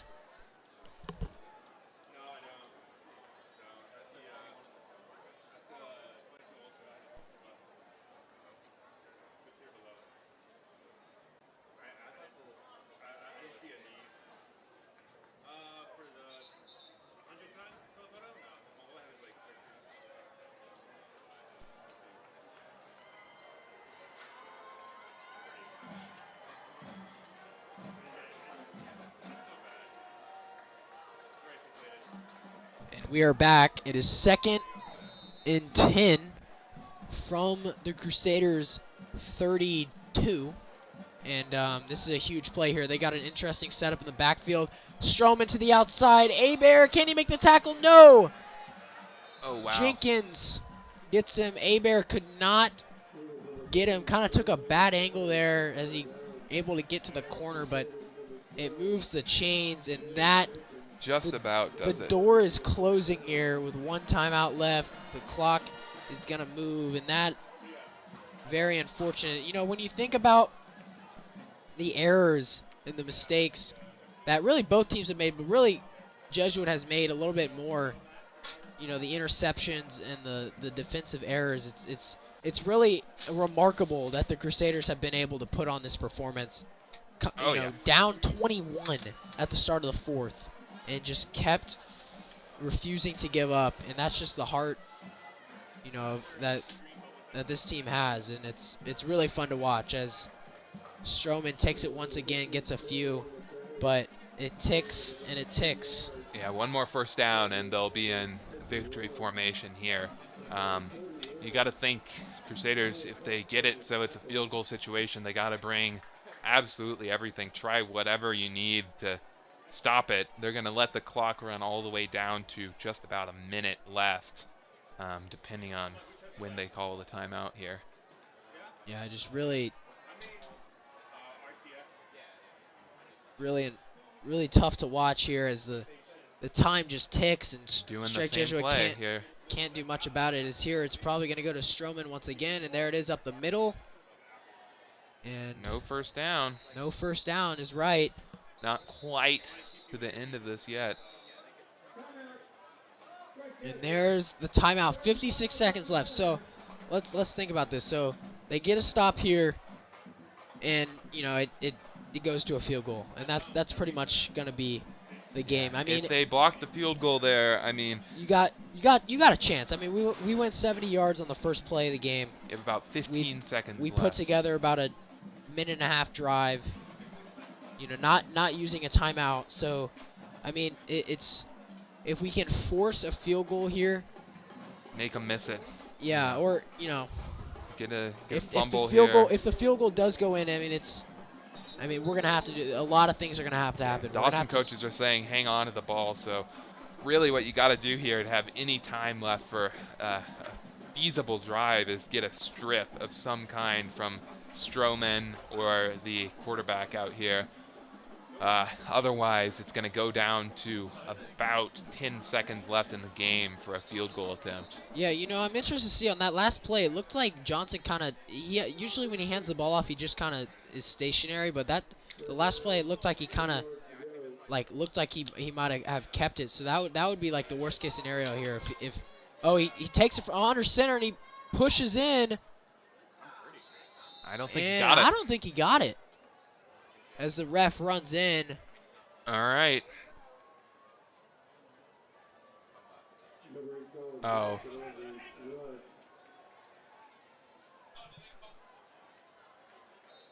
That's game over then.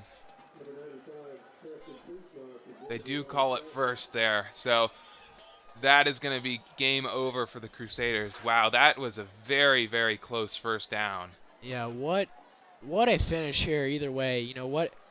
What a great battle between two high-powered teams. 52-44. That's a high-scoring shootout of a game.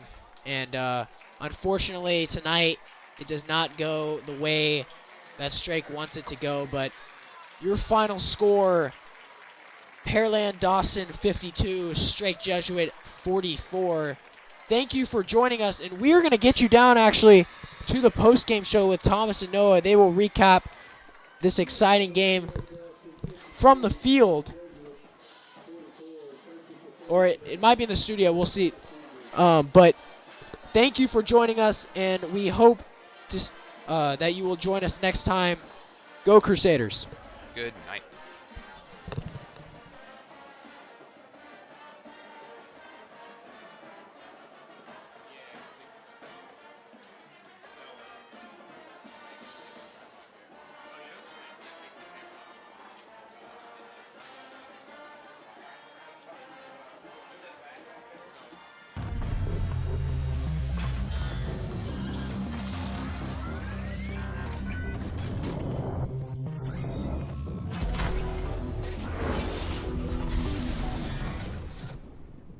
Welcome back to the S-Jet studio, ladies and gentlemen. Thomas Hatfield and Noah Allen. Obviously not the way we wanted things to end here, but, still a wild second half. I mean, you got to say, yeah. Great fight, I got to say. Crusaders, they got back with that quick touchdown right after in the third quarter. But, man, Dawson kept piling it on as we kept going on through the night. But they started the new fourth quarter. You saw some a little bit of fight coming out, especially with Gabe Hejok with that pick six. But, man, it just didn't go our way. Oh, yeah, that was a huge defensive play, and really the highlight of the night for the Crusaders defensively. But that being said, that was really it. I mean, other than the first 22 minutes of the game for the Crusaders. After that, it just went downhill from there. I mean, Bryce Fusick did everything he could, but, I mean, ultimately, in the end, one man can only do so much. Yeah, I think as a team, they are not working together well enough. You know, they were trying to put it together, but as we saw, the pieces quickly crumbled, especially in the second half. They're not working together, especially on defense. But offense too, not working, like the wide receiver core not giving Bryce a hand. The B-square connection was not getting there. So. Yeah, but you really got to give it to the Eagles defense. They just neutralized Bryce Lanier. I mean, except for a few times in the second half and on a few kickoffs, we saw some of that explosiveness that you and I talked about in the pregame show and the halftime show. We saw that during kickoff return in the third quarter, but other than that, he just could not get anything going. But that wasn't totally his fault. I mean, he was just locked down the whole game. And also another peculiar aspect of the Crusaders' offense here tonight. Till the fourth quarter, they barely threw the ball deep at all. They had maybe 1-2 attempts, deep ball attempts the entire game. Yeah, I did notice that. Especially, I guess they were, trying to keep it more running ball game, and they are a pretty good running team. But the Dawson the Eagles defense quickly caught on to that and just piled on against us. Yeah, absolutely. I mean, the Crusaders, every time we gave them the ball, it almost seemed like they just scored every single time they got the ball. The Crusaders did put up some fight, but in the end, in most of the drives they had, end of the first half, beginning of the second half, other than that first drive touchdown, they just had no answer. Nothing. They didn't have anything out there to play. It didn't seem like any of the guys were, especially like I said, on defense and on offense. We weren't making anything happen. Quick 3-and-outs each time. This was an 8-point game, but it just didn't feel like it. I've got to be honest. It just didn't feel like it.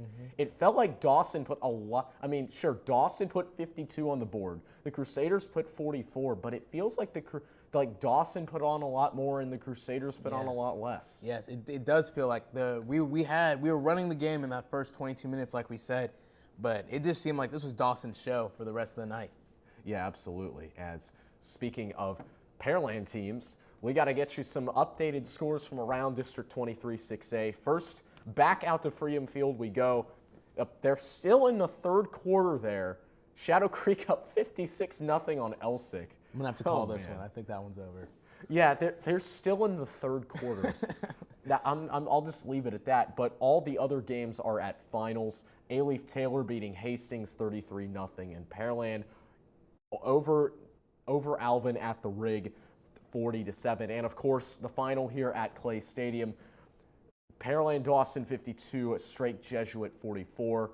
And that will end it for us here this evening at Crusader Sports Network. From Noah Allen, our Jackson Amorosa, Landon Fulton, our entire production crew and camera crew here this evening, all of SCHET CSN, thank you all so much for watching this evening. We'll see you next week. 2 big streams coming your way. First on Thursday, as your Straight Jesuit Fighting Crusaders go to Crump Stadium to take on Alief Taylor. The kickoff for that game is at 6, pregame show at 5:50. And then the night after that, next Friday, your Straight Jesuit Fighting Crusaders hockey team takes to the ice once again to take on Cinco Ranch. Pregame show begins at 6 p.m. Puck drop is at 6:10. We hope you join us for both of these games and for all of the Crusader Sports Network streams. Be sure to subscribe to the SCHET News YouTube channel so you don't miss a thing. Noah, before we end everything off here tonight, any final thoughts? Man, I'm hoping to see the Crusaders get a deep playoff run going this year. Kind of some rascals out there tonight, but hopefully we can work together as a team, get it going, and hopefully we'll be better in the future. This creates a must-win scenario next week and a must-watch for you and a must-watch for you, the viewers here. And we hope you tune in next week to see that game. Straight Jesuit, Alief Taylor next Thursday. We hope you join us. Thank you guys for watching. We'll see you next week.